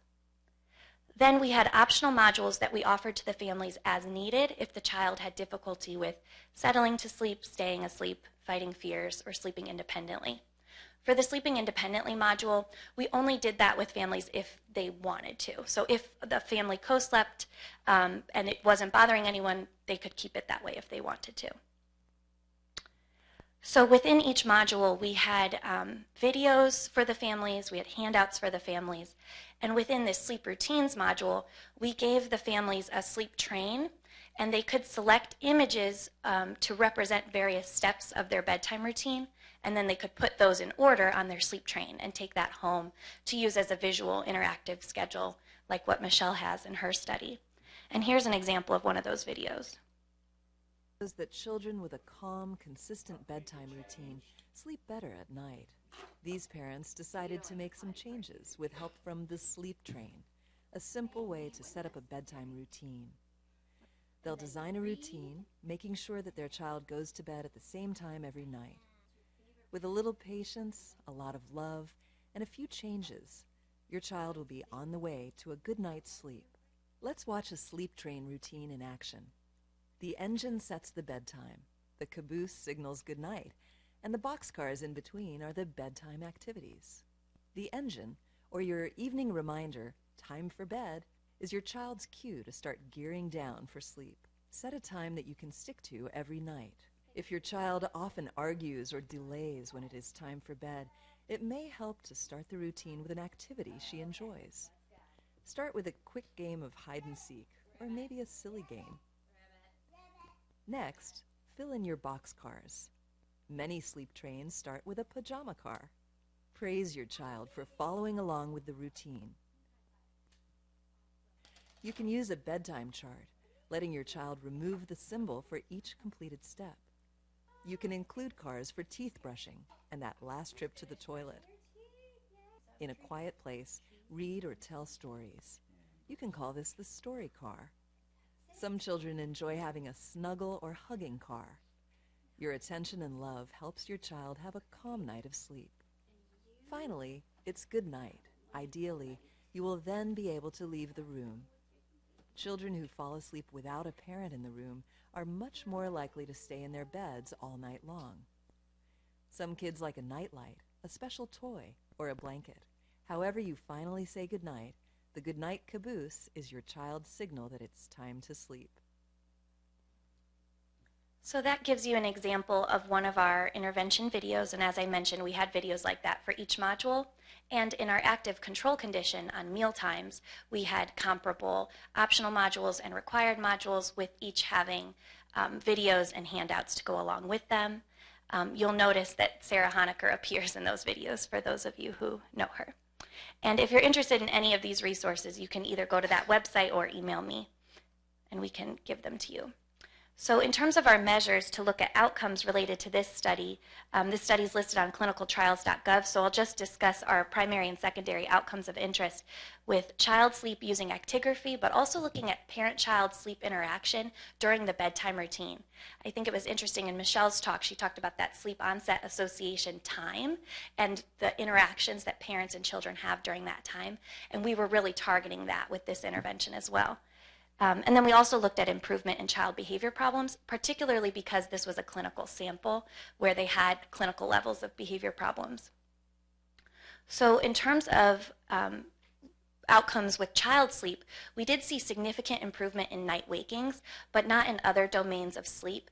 But please keep in mind that our sleep intervention was only 2 to 3 weeks. So we saw the families for 4 months, but the sleep intervention was a brief part of it. So this is just immediately before and after the sleep intervention, and we saw a significant reduction in child night wakings. We also saw a significant reduction in parent-child sleep conflict at bedtime, small effect, but statistically significant. And even more notably, we saw a significant reduction in child behavior problems from before and after the sleep intervention, separate from parent management training. We know that parent management training is associated with a reduction in behavior problems, but we weren't sure if this would translate to a reduction in behavior problems when you use a sleep intervention. And we found not only a statistically significant change, but a clinically significant change, such that children were at above clinical levels prior to the sleep intervention and below clinical levels following the sleep intervention, which is pretty remarkable. And then what about parent sleep? The focus of my dissertation was all about parent sleep, so we included parent actographs in this study. And again, what I first was looking at is what happens if you have a sleep-deprived parent at the beginning of a study? How well will they be able to engage in these interventions? How well will they be able to change their parenting behavior if they're coming in with really poor sleep?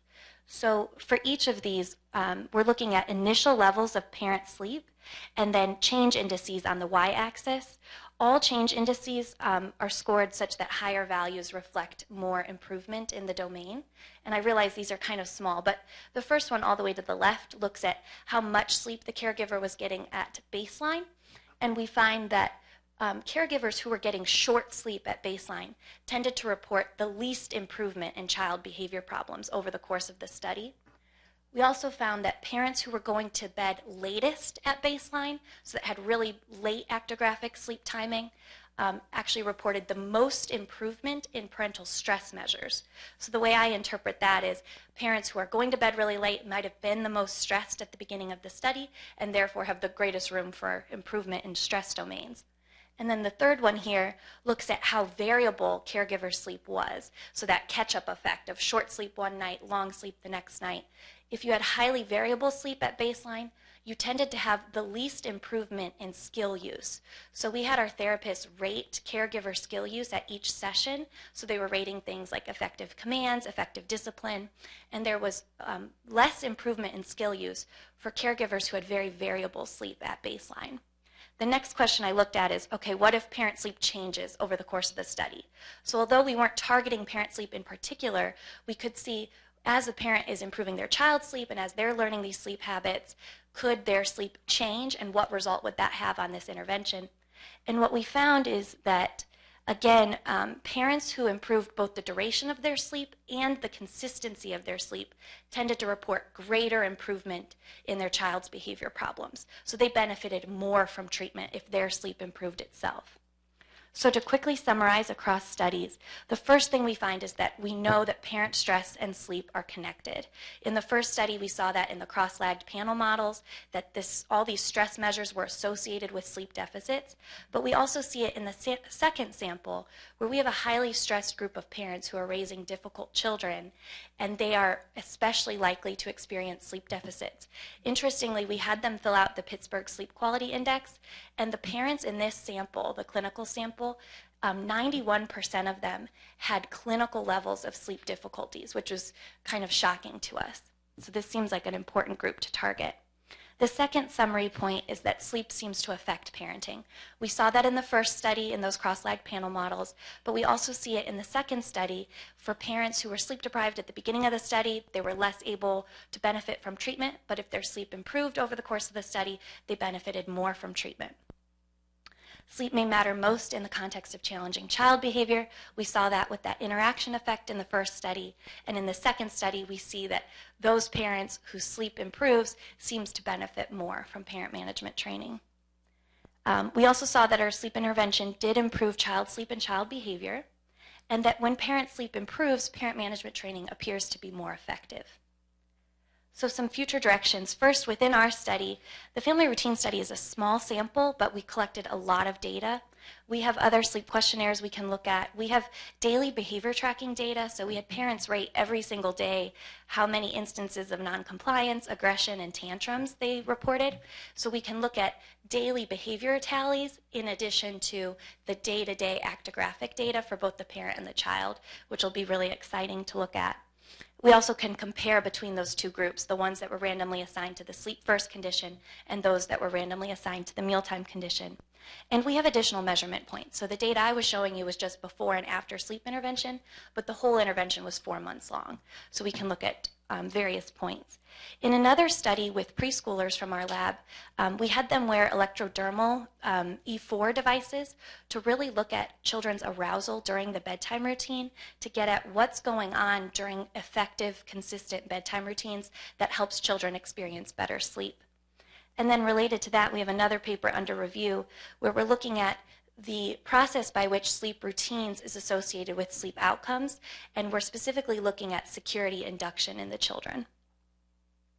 And then another active area in our lab is we have measures of parental cognitive resources. So through our collaboration with Kirby Dieter-Deckard, we look at maternal executive functioning to see if that's the process by which sleep deficits are affecting parenting, and to see if it interacts with sleep deficits, such that if you have a parent with low cognitive resources and sleep deficits, might they be those parents who are experiencing less effective parenting. And then lastly, I just wanted to share with you guys my thoughts on a broader model of pediatric sleep. So taking a developmental, social, and ecological approach to pediatric sleep and pediatric sleep interventions, we know that sleep is embedded within an individual child, and that sleep can affect individual child characteristics, but also vice versa. So if you have a difficult child, or if you have a child with developmental disabilities, or a child with chronic health issues, those individual child characteristics can affect their sleep, and that these things are embedded within the family. So we know that a family interacts with the child, and the child's interacting with the family. And then if we think of it from an intervention perspective, what's the setting and the modality that would be the best way to target sleep and make changes in these systems? So I work in primary care, I work in a sleep clinic. Could those be places where we make these interventions? Could it be at school or at preschool? What's the modality? Could it be app-based? Could it be website-based? Could it be video-based? So these are all questions that I'd love to discuss with you guys. Thank you.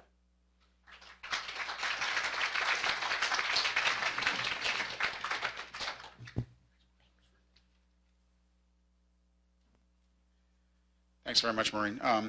As I said before, we'll wait until the end for questions. Let's see, I need to get out of this. Let's see here. And open up mine. Here we go.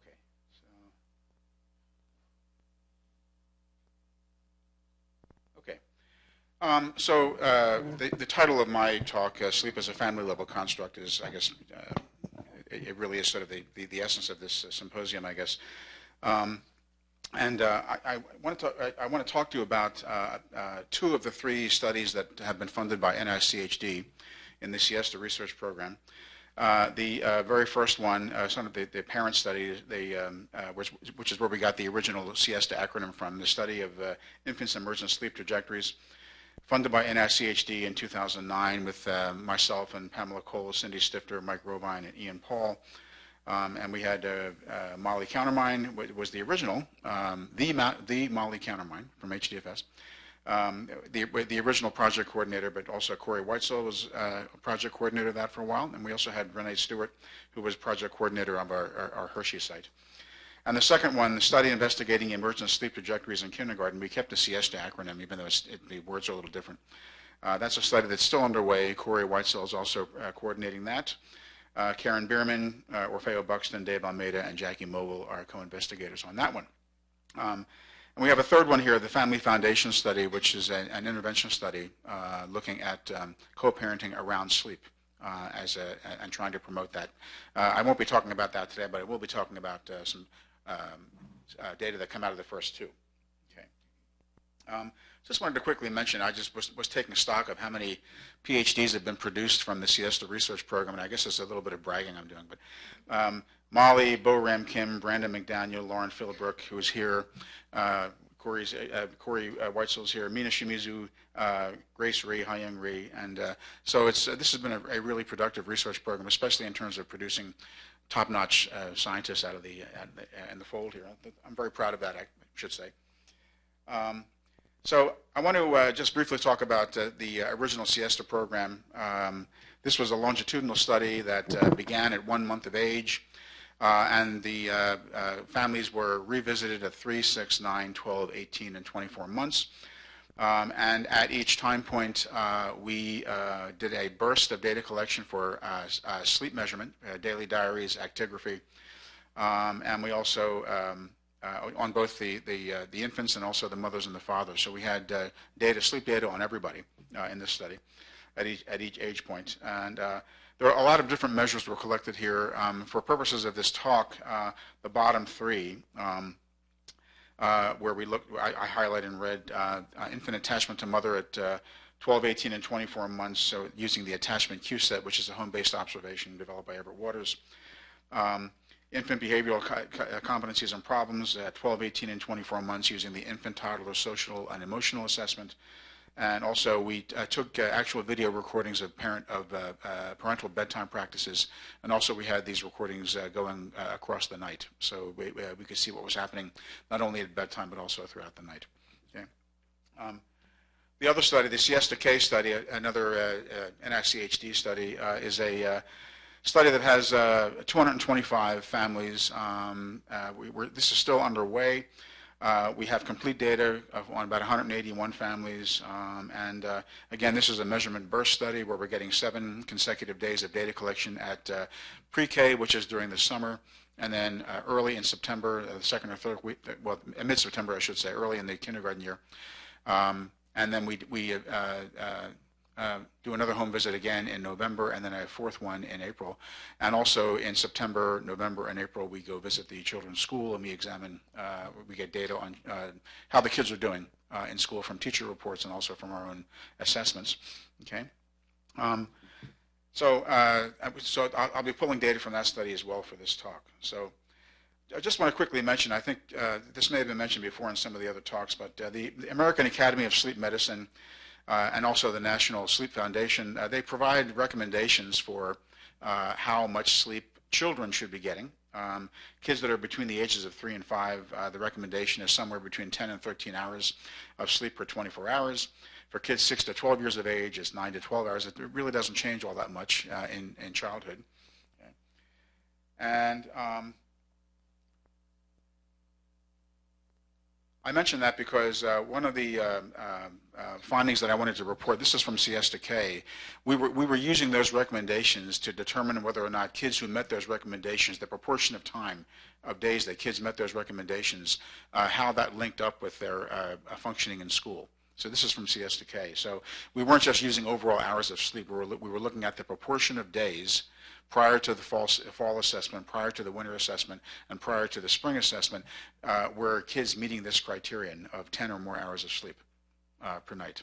Okay, and we looked at school outcomes at fall, in the fall, in the winter, and in the spring, again from the kindergarten teachers as well as from the parents, our own assessments rather, excuse me. And we were controlling income, and we were also controlling for child health in these analyses. And basically, I'm just going to go through these very, very quickly, but we found that in kindergarten, in the fall and in the winter, at least for socio-emotional adjustments, sleep net of any income influences was still predicting how kids were doing in school.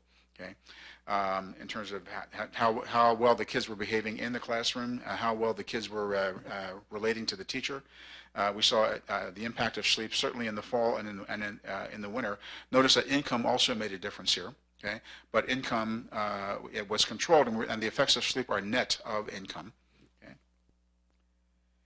Learning engagement we also measured, and you can see the impact of sleep on learning engagement in the fall, in the winter, and in the spring. And again, this is the predictor here is the proportion of nights that the children achieved at least 10 hours or more of sleep per night. Okay. So for the learning behavior scale, the school readiness questionnaire, and the ADHD rating scale. You know, we're finding all kinds of interesting links between sleep and ADHD, which makes me wonder, how valid a diagnosis is that? If a child is sleep deprived and getting a diagnosis of ADHD, and you're giving the child Ritalin or something like that, as opposed to just promoting better sleep, I just wonder. It's a pet peeve of mine, I guess. Task orientation, we also saw an effective sleep in the spring assessment. Okay.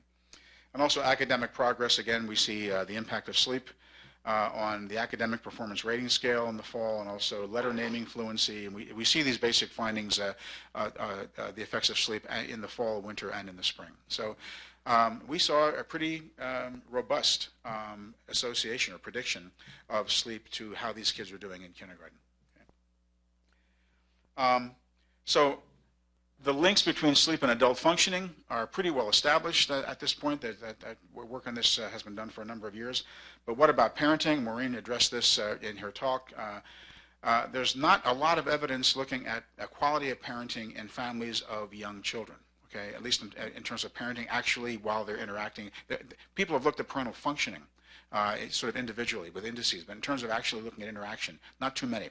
Okay, so we have Maureen's findings, which are in Journal of Family Psych, and now we have our findings that are in press in Journal of Family Psych, and I just wanted to talk about that really quickly. We found, for example, that moms who had shorter average sleep durations across the first 6 months showed significant decreases in emotional availability from 1 to 6 months. This is a study of babies during the first 6 months.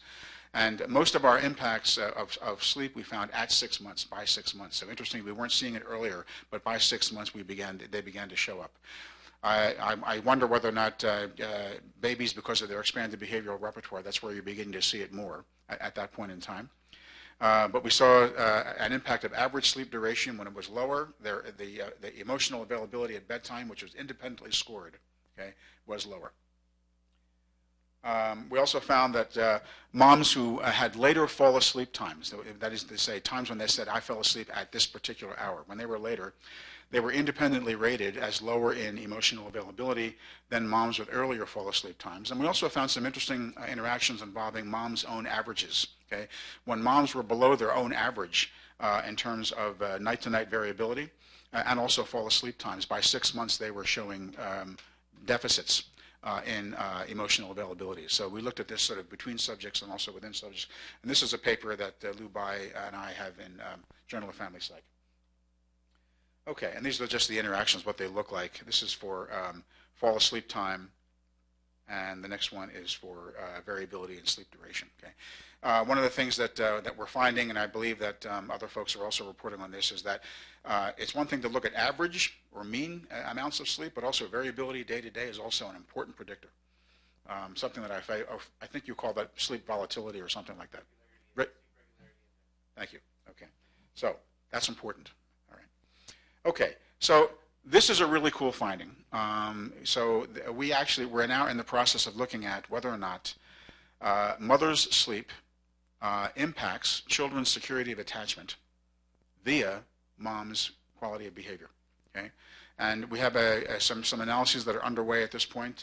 Again, Lou Bai is taking the lead on this, where we look at first-year maternal sleep quality, and we look at mother's emotional availability across the first year as predicting infant mother security of attachment by 18 months, again using the attachment Q set. And the AQS is being done by blind observers. Okay, so the observers know nothing about other aspects of the study. And what we're finding here is that we found evidence for mediation for sleep fragmentation. Okay, so when moms who have higher fragmented sleep are showing that's impacting negatively on maternal emotional availability, and that in turn is predicting in the expected direction infant mother security of attachment at 18 months. We're also finding that for sleep efficiency, and we're also finding it for variability in sleep duration. Okay, so 3 different actigraphic indices, which we probably could combine into a single index, as Maureen has already done in other parts. But I find this to be really, really important, I guess. The fact that we can now say that moms' sleep deficits impact their behavior to the degree that it's placing children at risk for insecure attachment. That to me is a pretty big deal. I'm curious to see what the reaction to this paper is going to be. We're going to be submitting that also to probably the Journal of Family Psych, but I'm not sure. Maybe another one. I'm not sure. The upshot is that sleep dysregulation in moms is related to dysregulated mothering, okay, in terms of lower EA at bedtime, and dysregulated mothering is also being predictive of less secure attachment, and there's a mediational link there. And I just want to mention that we have some other findings underway where maternal sleep dysregulation and elevated scores on the maternal sleep dysregulation is associated with elevated scores on the externalizing dimension of the ITSE, the infant toddler social and emotional assessment, and also the dysregulation dimension of the ITSE. Okay?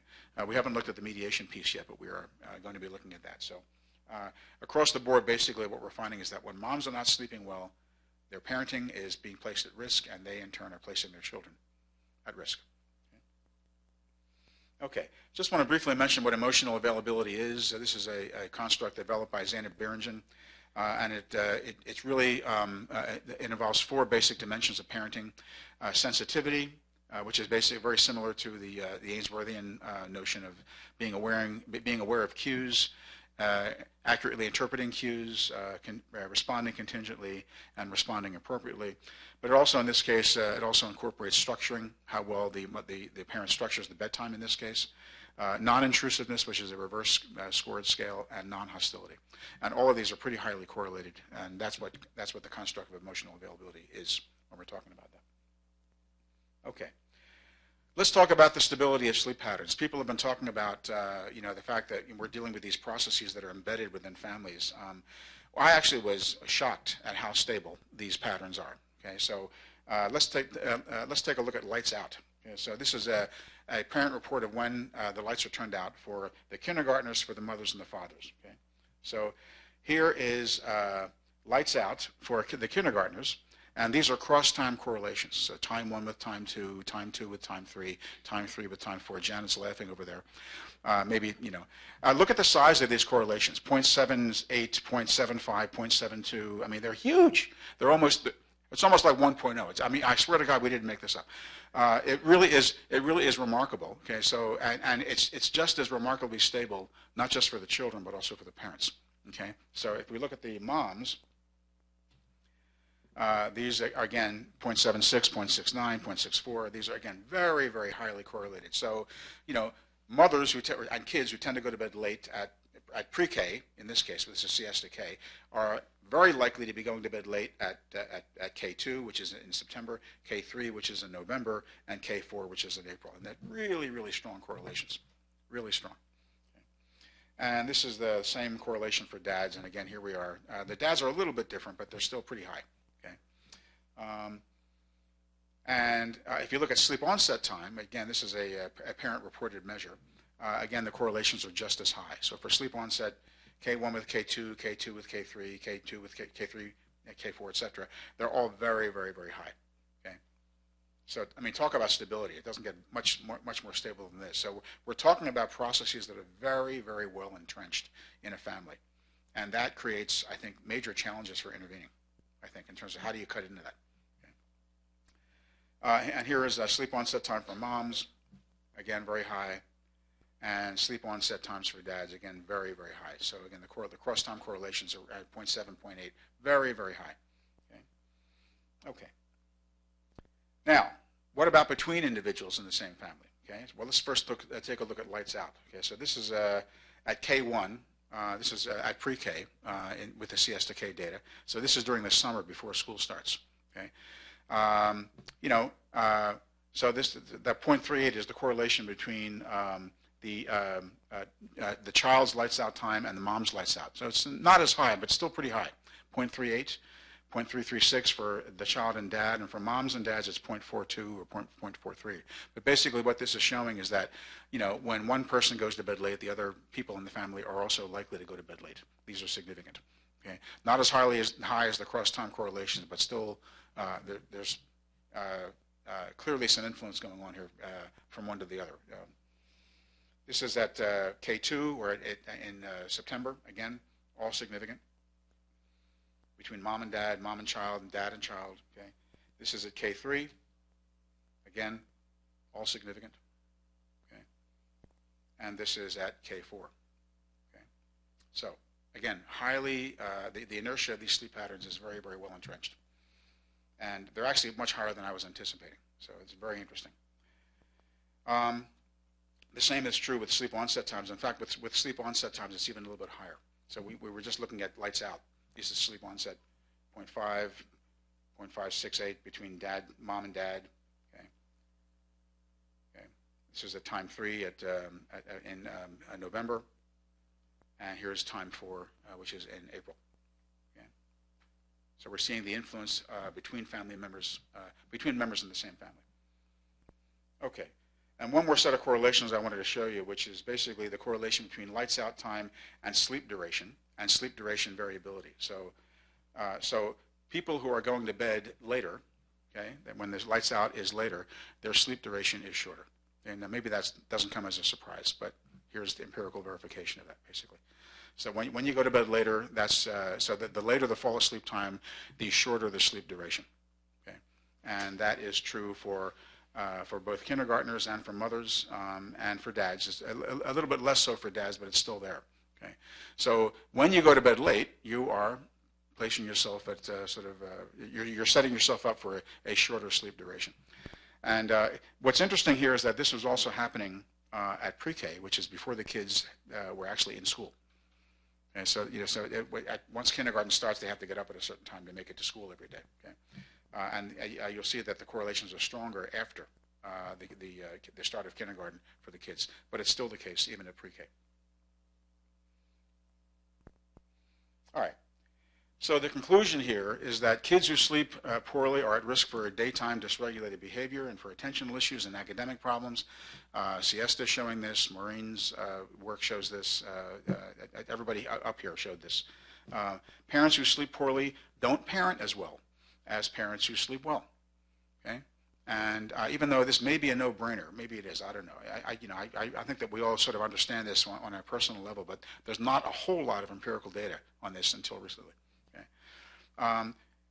What's also interesting here is that it's not just the parenting that's being compromised by poor sleep. It's also placing children at risk for, at the very least, socio-emotional outcomes, poor socio-emotional outcomes, and probably for poor academic and attentional outcomes as well.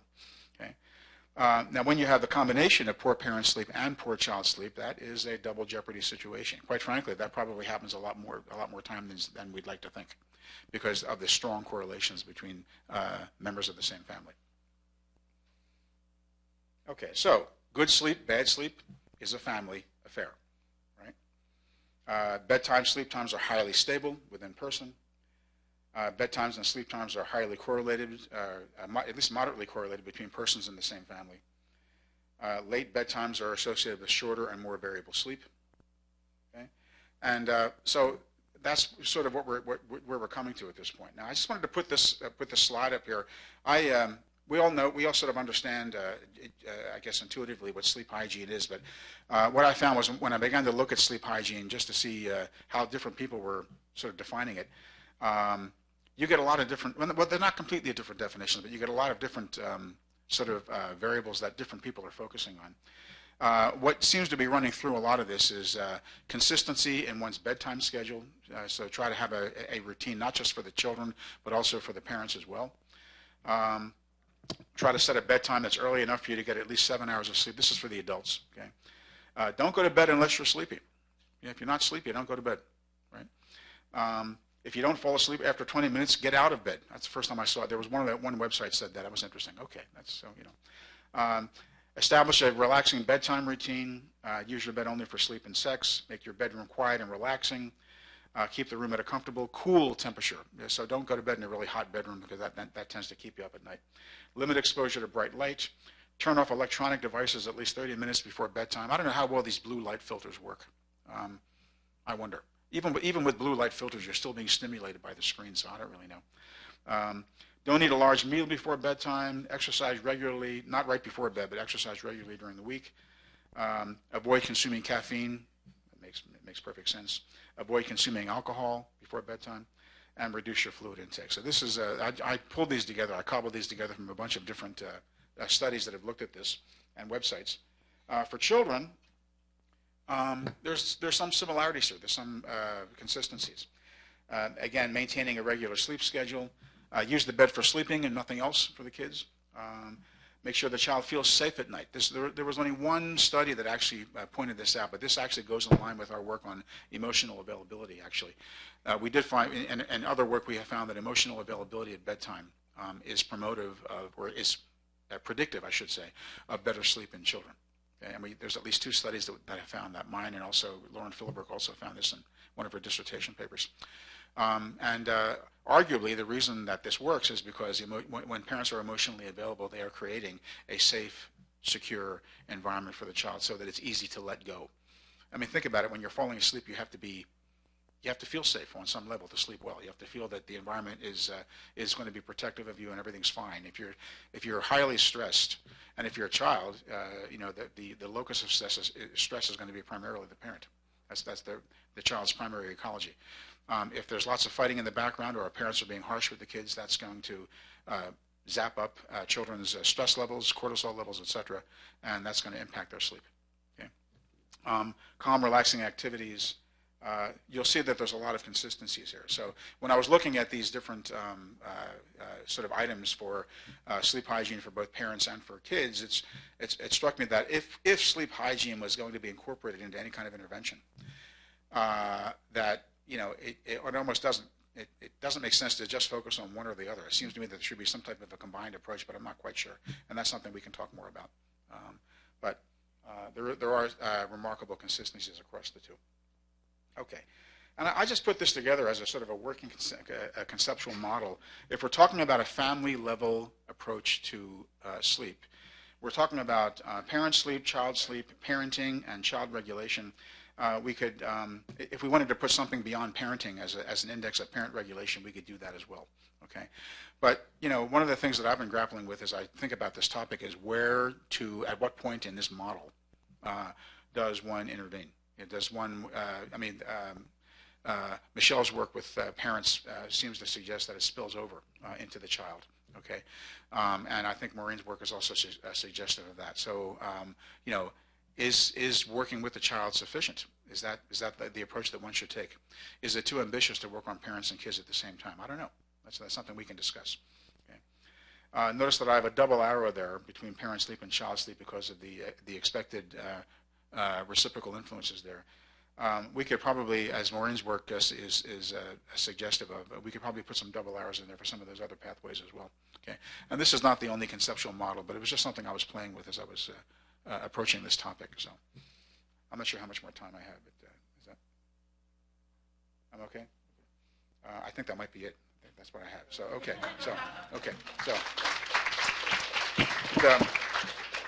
We were supposed to have about 45 minutes for a Q&A, so I ended at the right time. So why don't I call our speakers to come up here, and we have 3 chairs here, and somebody can sit in the big one. And then we'll have our question and answer period.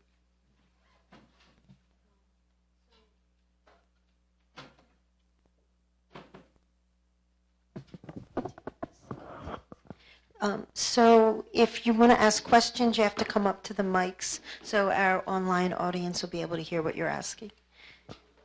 Thank you.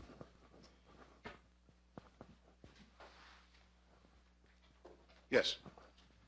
I have a question for the second presenter on net positive impact. Just wanting to know a little bit more about how you think about that and how you measure that net positive.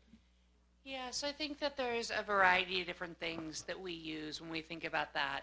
And one of the reasons I first started thinking about it from that perspective is from before I was doing sleep research, one of the areas we were in was looking at media use, and especially in children with ADHD and aggressive behavior problems. And there was this big push at the time that the goal for intervention should be for those children to not be watching TV. And one of the things that came out of our early preliminary work with families is the number of families that were telling us that that was the only positive interaction that the parent and child had together was sharing media use. Because the child's behavior problems had set up this really challenging parenting dynamic that we've heard discussed, that shared media use activity was the one positive thing that they had, and the parents were really concerned, and I think rightfully so, that if you took that away, the parent-child relationship would be entirely negative, right? And so one of the things that we think about is, what are some of those more global measures we can look at to see, even if we're improving sleep, are we improving life overall, right? And so we look at things like quality of life measures. We look at things like stress measures. We look at satisfaction with life measures. And we look at time burden measures. and trying to look kind of across domains like that to get a sense of, overall, are we having, if you add everything up like an economist would, is our overall impact on the family and the child for the good? One of the challenges in thinking about it that way is sometimes you can have something that is net positive in the short run, but net negative in the long run, or vice versa. That's one of the reasons why for us it's been really important to have longitudinal follow-up of our intervention studies when we can, to really try to tease out not just what interventions effects we have, but where they are in time. So cutting across the talks, one of the things that really stands out to me is the role of the parent. It seems that's where the money is, maybe the most bang for our buck when we're thinking about intervention. Specifically, people talked about the quality of the bedtime routine and parenting around that bedtime routine and the quality of parent sleep. And I might argue, studying regulatory processes, I might argue that those are both very related to parent self-regulation, or a function of parent self-regulation. And so I just wanted to ask kind of the whole group, if we're going to intervene on parent self-regulation, where do we start? How do we do it? And maybe tied to that, how do we fight this issue that was talked about the culture of sleep and seeing it as a weakness? Because I think that might be intimately tied. It might not just be a function of parent self-regulation, but also the perception of sleep and what it represents.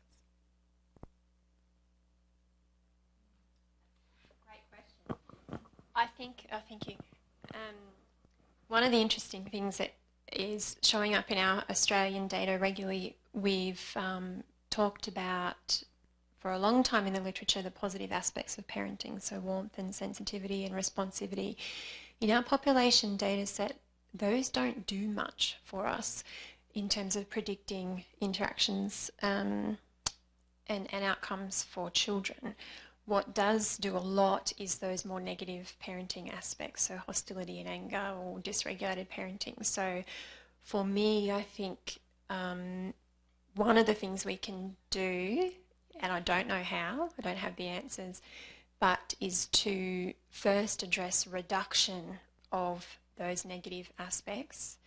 I'm not convinced that it's as easy to increase warmth, but I think if we try to reduce the negative aspects somehow, that might be a place to start.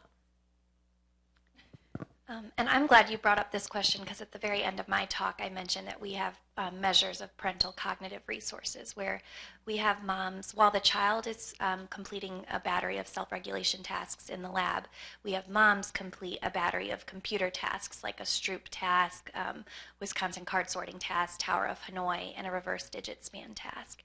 And I looked at some of that data for my dissertation, and we were really thinking of it as the process by which sleep might affect parenting. So we know that sleep often results in EF deficits, and that might be linked with parenting. But really, where more of the findings are emerging, at least in our data set, is this interaction effect. So if you have a poorly regulated mother with low EF resources and she's sleep deprived, that's predictive of parenting. So where I take some encouragement from that is if you have a mom with poorer EF resources, so poorer performance on the EF tasks, but she gets better sleep, she parents at the level of her peers. So to me, that points to parental sleep intervention as a way of addressing some of these concerns. Yeah, so we actually have a very similar parent cognitive battery in our study at each time point, which we haven't looked at yet, which may be interesting. Another thing that I think is important is that this is an area that I think we all agree is an important one, but it's not actually been studied well enough yet. One of the things we've been working on in our lab is developing and validating a scale to get at parent self-regulation of their own sleep and capacity around that and their attitudes about sleep, because those issues are so important, and because we think that especially for sustainable change, that may be where we really need to start. Sorry, one more thing. I'm just thinking about most of the families that I work with in my intervention work are sort of highly complex, multiple risk factors and those kinds of things, so, and involved in the child protection system. So I think putting sleep on the radar in families who are struggling to find the next meal, who are in the courts for domestic violence or child protection is not necessarily an easy thing. But if we can get our departmental colleagues, if we can start to translate some of this work to say that it can really matter and it's worth looking at, then that might help us. We need our child protection services and all those people on board with this, I think. Just wanted to quickly mention that in our Siesta 2 data, we have daytime interaction as well. We've actually video recorded feeding and free play during the day, and we also have our bedtime EA at the same time, and we're actually getting stronger links with sleep with the bedtime EA, interestingly enough. Now, it may be because at that point of the day, in terms of mom's reserves, energy reserves and whatnot, they're lower, and so the impact on the impact of sleep on the quality of behavior might be more easily seen at that point in time. But it gets back to how much resources moms have. But even in moms that are in a sort of a low risk situation, can still be susceptible to poor sleep, even though they might have resources in other ways. So.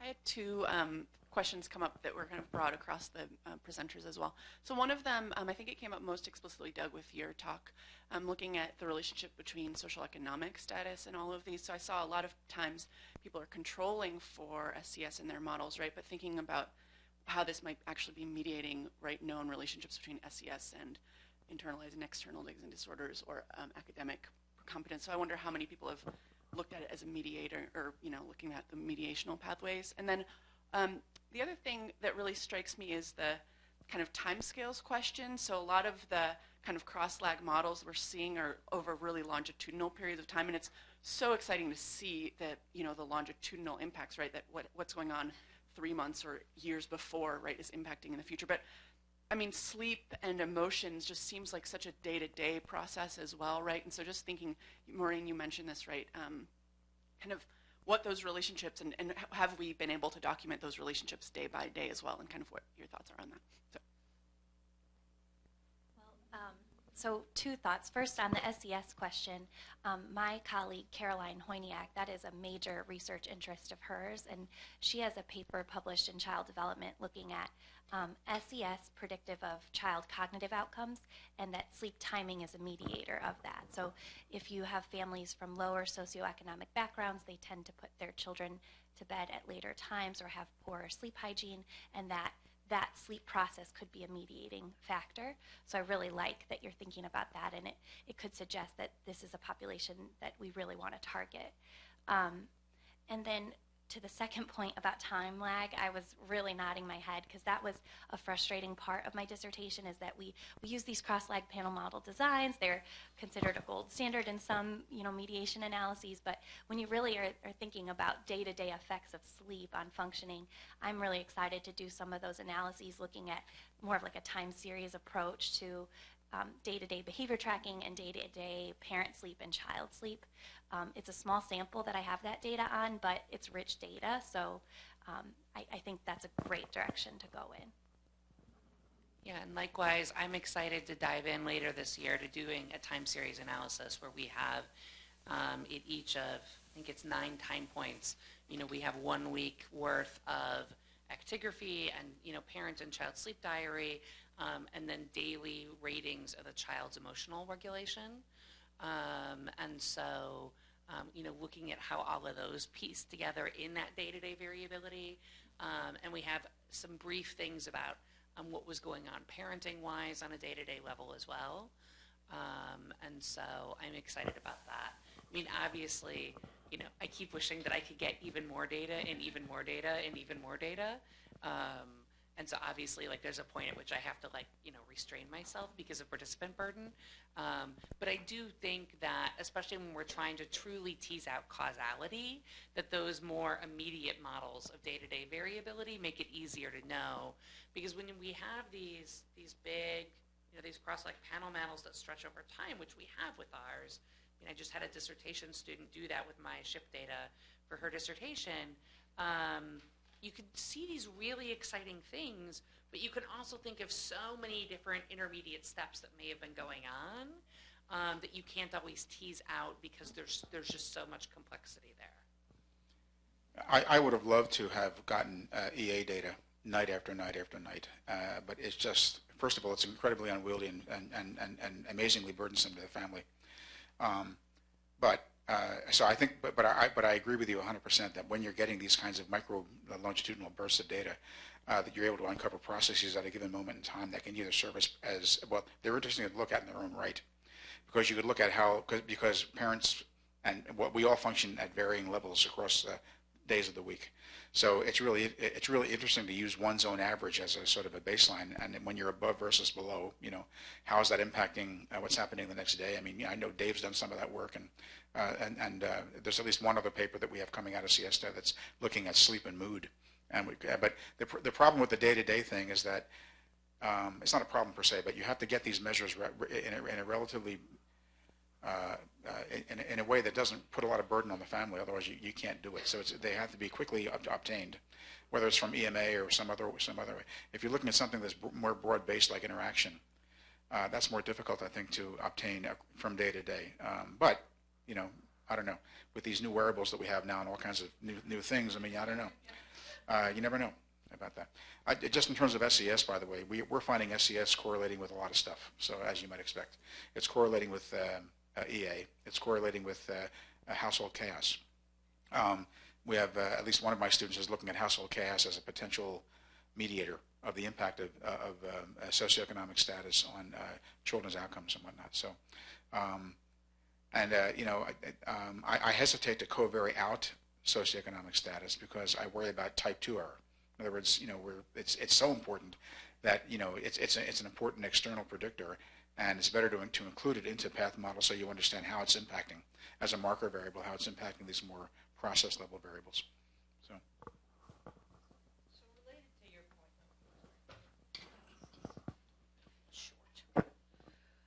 So related to your point, several of you mentioned family chaos, and it made me think of early in my career when I was doing a lot of home visiting with families of young children, and I went fully prepared to talk about bedtime routines, and get there and nobody has a bed, right? And there's people in and out at all times, and no heat, and all these things that probably would fit that definition of family chaos. And so I just wonder if that, as we sort of delineate the world of intervention, right, there's maybe these things for sort of the general population, and then there's probably going to have to be something else for families in these situations, right? I'd say that's true, but I mean, we definitely were able to successfully implement our intervention even with families in situations like that. We had families who were couch surfing or sleeping in cars who participated in our intervention. We had families where the child slept at 3 different homes across the week who participated in our intervention, or who had a wide number of adults in and out of the child's life. And part of that, why we were able to do that, is because of the modular nature of the intervention, which, as you've seen, makes a big difference. But also really coming at it from this family-centered approach of, what can we do from where you are right now to make sleep a little bit better in the environment that you're in with the resources that you have. And even our families who are living in the most challenging situations, they were still able to find things that they could do. And we actually heard, especially from those families, how rewarding that was for them to feel like so many things were feeling so crazy, and they were having so much guilt about what that meant for their parenting, and feeling like they were able to take control of one small thing that they could make better about their child's sleep, and then they see such immediate results, right? Because if you have a child living in that chaos and their sleep is so disrupted, you may not be able to get them up to like gold standard sleep, but even if you get them from here to here, you see this immediate effect in the child functioning that's just really rewarding for everybody in that child's life, and then that helps sustain the behavior change. Yeah, that speaks very nicely to the need for kind of individualized approaches to intervention. I'd also mention that I've been working in a pediatric primary care setting, so with pediatricians doing well child checks. And what's nice about that is you're getting children from all walks of life. And we have integrated behavioral health care. So if a pediatrician notices a need for a psychologist, they can ask us to speak with the family. And what I've noticed anecdotally is that parents are pretty receptive to changing their child's sleep habits, whereas other areas of behavioral health change are more stigmatized. So if you say, oh, I'm going to teach you these positive parenting strategies, there might be this implication like, oh, you don't think I'm parenting well. Whereas if I say, I'm going to teach you about consistent bedtime routines and how to help your child sleep better, that for some reason that seems to be more well received. And I know that on an empirical standpoint, Ariel Williamson at CHOP is doing a lot of research on disseminating sleep interventions into pediatric primary care to reach, people from all walks of life and seeing how that affects child development. Yeah. In our context, we don't have our most hard to reach families wouldn't be seen in Queensland. We don't have sort of set health checks or anything like that. I mean, in theory, maybe we do at 4 years, but those hard to reach families wouldn't be going. But they are going to supported play groups where social work facilitators facilitate families coming together, and there's a missed intervention opportunity there, I think, to do some of this work. And there's a lot of missed opportunities because as I was saying before, we haven't necessarily translated and done that outreach to the places and spaces in which these families are already engaging, to say that, look, on the top of your radar, we really need to put sleep, both parent and child sleep there. My second question was around the issue of co-sleeping, because that seems to be such a perpetual, controversial issue. I'll freely disclose that when my kids were of wandering age, I just went out and bought a bigger bed and woke up one day and there was the dog, and I was like, seriously? But that's kind of how we muddled through. But I wonder what the research says about that. It's good. It's a good. So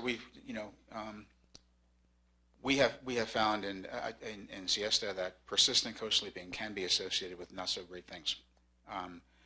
On the other hand, we looked at the persistent co-sleeping group in terms of just who was doing well versus who's not, and the families who have more resources tend to be doing a lot better. And the families with less resources tend to be doing a lot worse. It's a very personal thing, and one of the things that we don't want to preach, and we're not doing in our intervention work with family foundations, is we're not mentioning anything at all about co-sleeping. What we are talking about is, if you do plan on co-sleeping, which is fine, just make sure that the two of you are on board, that the couple is on board with doing that, because it does impact sleep quality. What we found is that co-sleeping has not necessarily a negative effect on the infant sleep, even though the pediatric literature says otherwise. We found that with actigraphy, it's the mother's sleep that's being compromised. So mothers are the ones losing sleep, not the babies. So to the extent that moms are losing sleep and they're losing sleep sort of chronically, what we know now about the impact of sleep on parenting, we know that that's probably not a good thing. So, but it's also a very personal thing. So I would feel very uncomfortable telling a parent who really believes in co-sleeping because of the bonding and whatnot that takes place. I'd be very uncomfortable saying don't do that. But I would maybe want to say just be aware that when you do co-sleep, it may impact your own sleep and in turn your own ability to function as a parent, and go from there.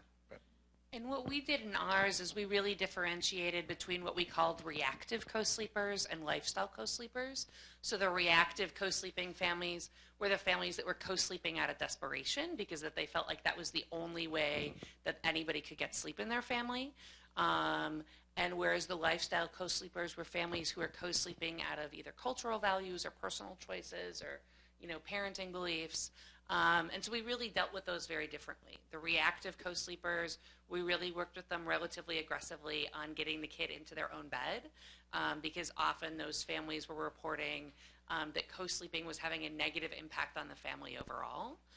With the families that were engaged in lifestyle co-sleeping, because these kids in our project were 2.5 to 5, we really worked with the families on Again, that developmental framework of practicing sleep skills, and how even in the context of co-sleeping, we still wanted children to have opportunities to develop and practice independent sleep onset.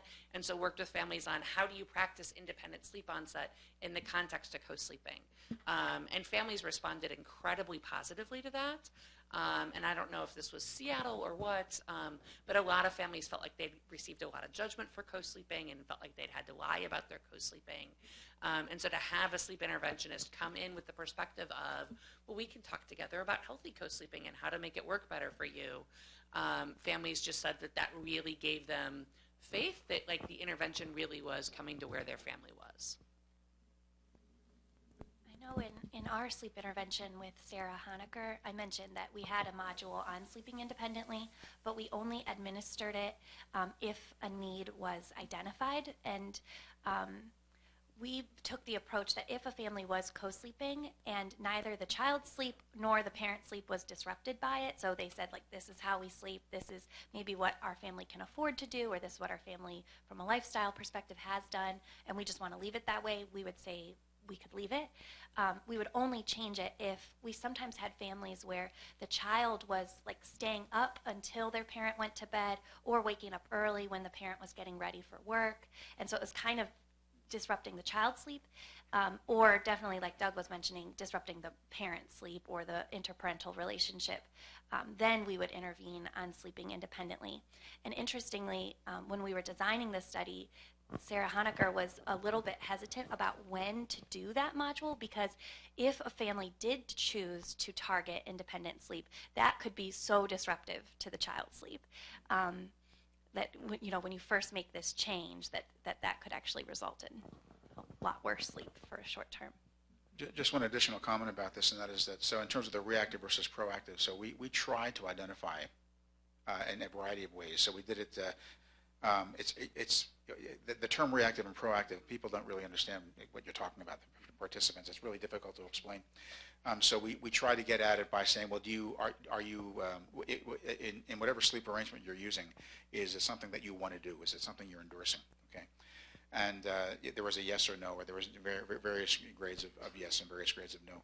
And interestingly, what we found, this is with the babies. Okay, what we found is that even when mothers were endorsing co-sleeping and saying that this was their preferred mode of sleep, they were still reporting higher levels of marital distress, higher levels of co-parenting distress. They were being independently scored as having lower EA, and also they were more chaotic, higher levels of chaos. So using that endorsing way of separating out didn't seem to be, But the other thing is that people tend to endorse what they do. It's not necessarily the best thing for them. And so one has to I would say that even if somebody says it's fine, I would take it another step and just make sure, and maybe in some objective way, whether if they're reporting high levels of marital distress, if the father's saying, I want my wife back, if there's if that kind of stuff is going on, even if the mom is saying, oh, this is I embrace attachment parenting, I'm not quite sure if that's the best way. Now I think that's a complicated, very thorny issue. One of the ways we got around assessing that is we asked the families if we could wave a magic wand and have everybody sleeping in their own beds and getting sleep that's at least as good as they are now, if not better. Is that something you would want, or would you want everybody sleeping still in the same bed? And we found that just presenting it that way as a magic wand of like taking away all of their fears about how it's not going to work and how disruptive it's going to be, allowed a lot of parents to be pretty honest with us about the degree to which they really would like that to happen. I was happy when they all I would definitely, though, to the extent that there are two parents, I would definitely ask both parents, though, because the mom may be for it, but the dad may not be, and there's that creates issues. So we also, by the way, looked at this behavior. Oh, sorry. We also looked at this behaviorally. So we actually had videos, and we actually watched when parents would, what were the circumstances around which a parent would bring a child to their bed. And we tried to split out, so if the baby's distressed, the parent goes to the baby's crib or whatever, brings the baby to bed. We sort of behaviorally defined that as reactive co-sleeping. Okay? What we found is that, first of all, it varies a lot across time points. Some parents do it at some time points, but not others. But even when they were doing it consistently, they didn't look any worse than the parents who were doing it proactively. It's very interesting. Now maybe this is an infancy thing, and maybe we don't see this kind of thing evolving in the same way when kids get older. But there's at least several different data sets where we have found this now, so it's very interesting. So I think this is a family system level thing, and I think taking into account both partners and their responses is really important, because if one is for it and the other's against it, well, then there's something might be happening behind the scenes that we're not seeing. So that's all I want to say about it. And I'm not making any value adjustments about co-sleeping at all, none. If you want to do it and it's working, that's great.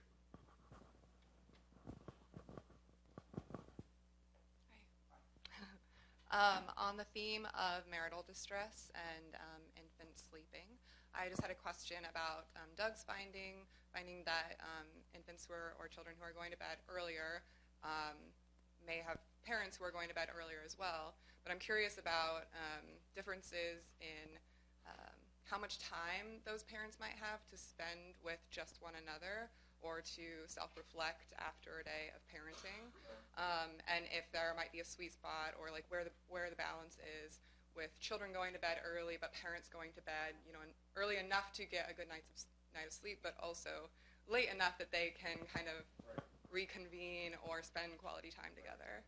Yeah, if just in response, I think that's a very important consideration, especially if parents work, and most do. Right. So, and you're coming home at 5 or 6 o'clock, and then there's the time for dinner preparation or whatever, and then suddenly it's 7:30 or 8, and it's time to put the kid to bed, and you've had no time to interact with your child or with each, and there's got to be a sweet spot. I don't have a definition for that, but I think that would be an important consideration. That it's not just about early bedtime at the expense of everything else. There has to be some type of consideration for quality family time, and how long, how much that is. That's something that might vary from one family to another, but I would say it's pretty important. I could be wrong, but moms who work, and especially if they get home late, 5:30 or 6 o'clock, I'd be willing to bet that they're more likely to be putting their kids to bed later, simply because they haven't had any time to interact with their children, and that's important too.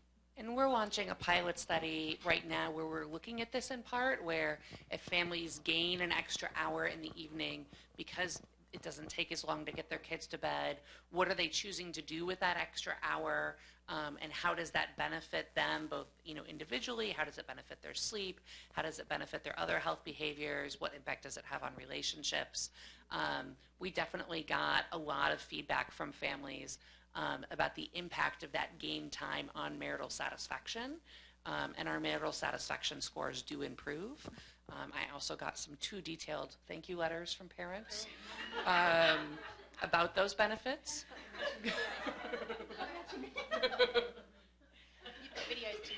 I can, yeah. Right. Thank you all. Really great presentations, and I really liked the family systems, family ecology approach. My question is about siblings. I wondered, you can't measure everything. You've got so much in your data sets. But what about your observations in the families? Did you see much going on with respect to siblings? Co-sleeping is all about parents and kids.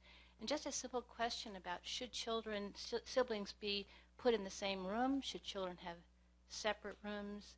Siblings have separate rooms? Any thoughts about that? We collected data on that in ours, so we have data on whether siblings are sharing rooms or even sharing beds, because out of the kids in our age group who were co-sleeping, 1/3 of them were co-sleeping with a sibling rather than with a parent.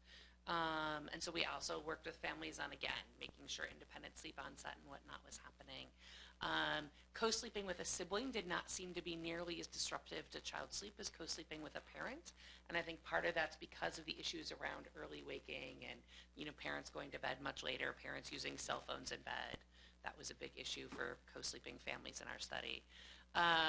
So we looked at that. The other thing that we really looked at was the impact of siblings on what makes a successful bedtime routine. And so we really worked a lot on, for this family, does it work best to have a unified bedtime routine, to have completely separate bedtime routines, to have staggered bedtimes?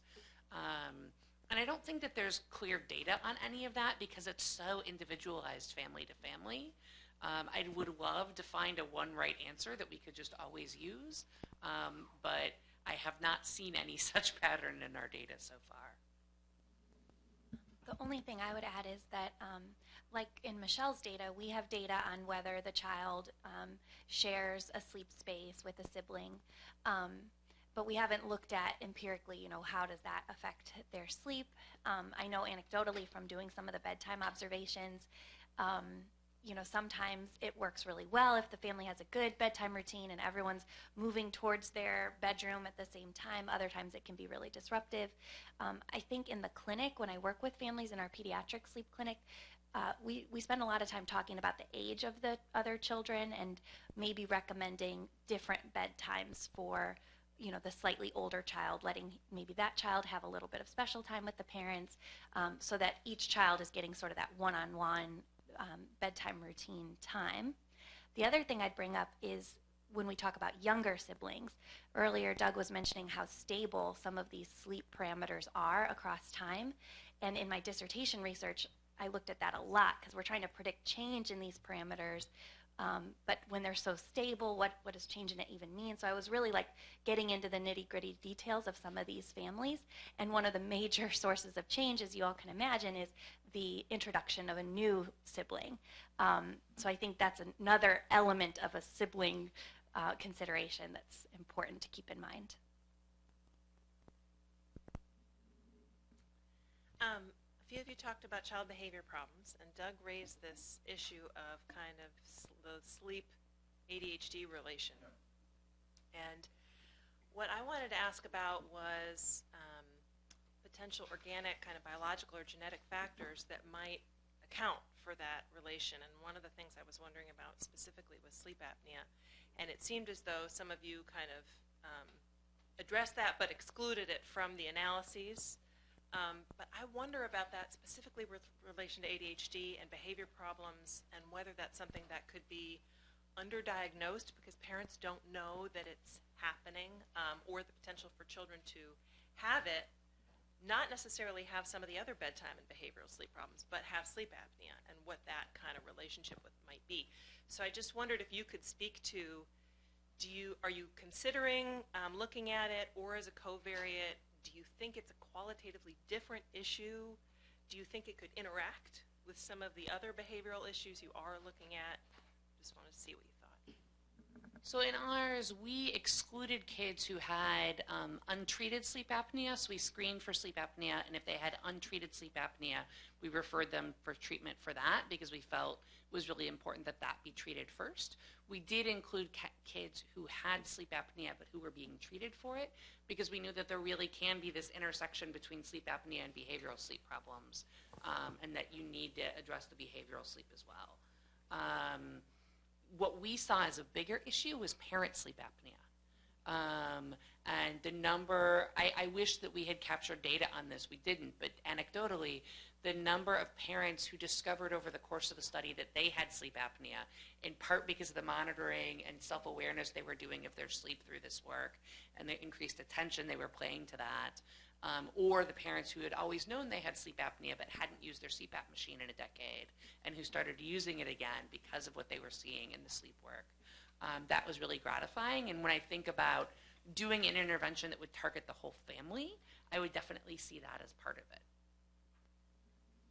Yeah, I think we need, sorry, I haven't looked at that, but I think we need a prospective cohort study where we take a birth cohort, manage parent and child sleep really well, and I suspect we would reduce our diagnoses rates of things like ADHD. In our clinic for children with behavior problems, that's one of the very first things we ask. If they're describing inattentive, hyperactive symptoms, we ask how frequent and how loudly the child is snoring. And as soon as they endorse loud, frequent snoring, we recommend that they speak with their pediatrician and get a sleep study done. So I'm really glad that you brought up that point because we know these things are there. And I totally echo what Michelle said about in the parents, we would look at some actographic printouts and see so much night awakening in the parents and speak with them about sleep apnea too. So I think that's a really important thing to keep in mind. I mean, what we're finding, focusing on the parents to be as lucrative, if not more, than just focusing on at least with our siesta, the parent study. What the parents are doing, what's happening with the parents is critically important. We're so glad that we put actigraphs on both moms and dads and not just the kids. And the same with siesta K. It was very, very important to do that because we're finding a lot of things with parent sleep that is right now driving the bus in terms of what we're looking at. So I think that the sleep apnea thing would be critically important to either, to somehow address whether we rule them out, which I feel less comfortable doing, and more sort of factoring them into the study and trying to deal with it as an important, either as a moderator or something. But, Dave. So I just want to echo others and thank you for a really interesting set of papers. I've been studying daily experiences all of my career, and only recently that I've discovered that sleep is part of your daily experience, so I've learned a lot. One thing that I want to ask is, some of you mentioned the importance of looking at day-to-day variability in sleep, sleep inconsistency, or what do you call it? Regularity index is just one metric. Sleep regularity index. And so my question is, why would this be an important predictor above and beyond the mean? And what do we lose if we just look at this independent of sort of average levels of sleep? So I want to hear from you. Then I've been struggling with this in a different content domain, but I think it might adapt to sleep as well. So thoughts about variability. So this is a big interest area of mine. And I think one of the things that we know is that some of the physiological effects of sleep can differ depending on how consistent the sleep is, and that the body does not treat every hour of sleep equally. And so there's all sorts of different ways to measure that, whether that's the sleep regularity index, whether that's a simple standard deviation of sleep onset time. I have a thesis student right now who's doing a paper looking at like 20 different metrics to measure sleep consistency and looking at how they can be used in different contexts. But there's some increasing research showing that, especially in the link between sleep and obesity, that sleep consistency may be playing a bigger role than sleep duration, especially because of some of the different impacts that it has on circadian rhythms and hormone secretion and everything that's going on there. And I think it's an area where we don't know enough yet, to really understand, to what degree it's also having an impact on how we think about the relationship between sleep and some of these other kind of developmental processes in children. But I really think that it's important for us to pay attention to. We found that sleep we correlated standard deviation with mean, and found that there's a negative association. So the more variability, the lower the mean. So people who are sleeping well, their volatility, if you want to call it that, regularity, is less, and they're sort of more consistent with each other. But as the mean decreases, now it's not a perfect correlation, but it's there. I just wonder whether if you're varying from one day to another, that's another index of self-regulation. Yep. That if you're dysregulated in your sleep from night to night to night, that also links up with other indices of dysregulation. That's a sort of a face valid cop out maybe, but. I think we're just finding it over and over again that variability in sleep across days really seems to matter a whole lot. Yeah, I'm all for like face valid explanations. And in my domain, it's been looking at the role of positive affect on health. Yeah. And everyone could agree it's kind of like sleep. Like people want to be happy, people want to have sleep, and so the more happiness, the more sleep. That should be better. But when we looked at variability in positive affect, that has negative outcomes.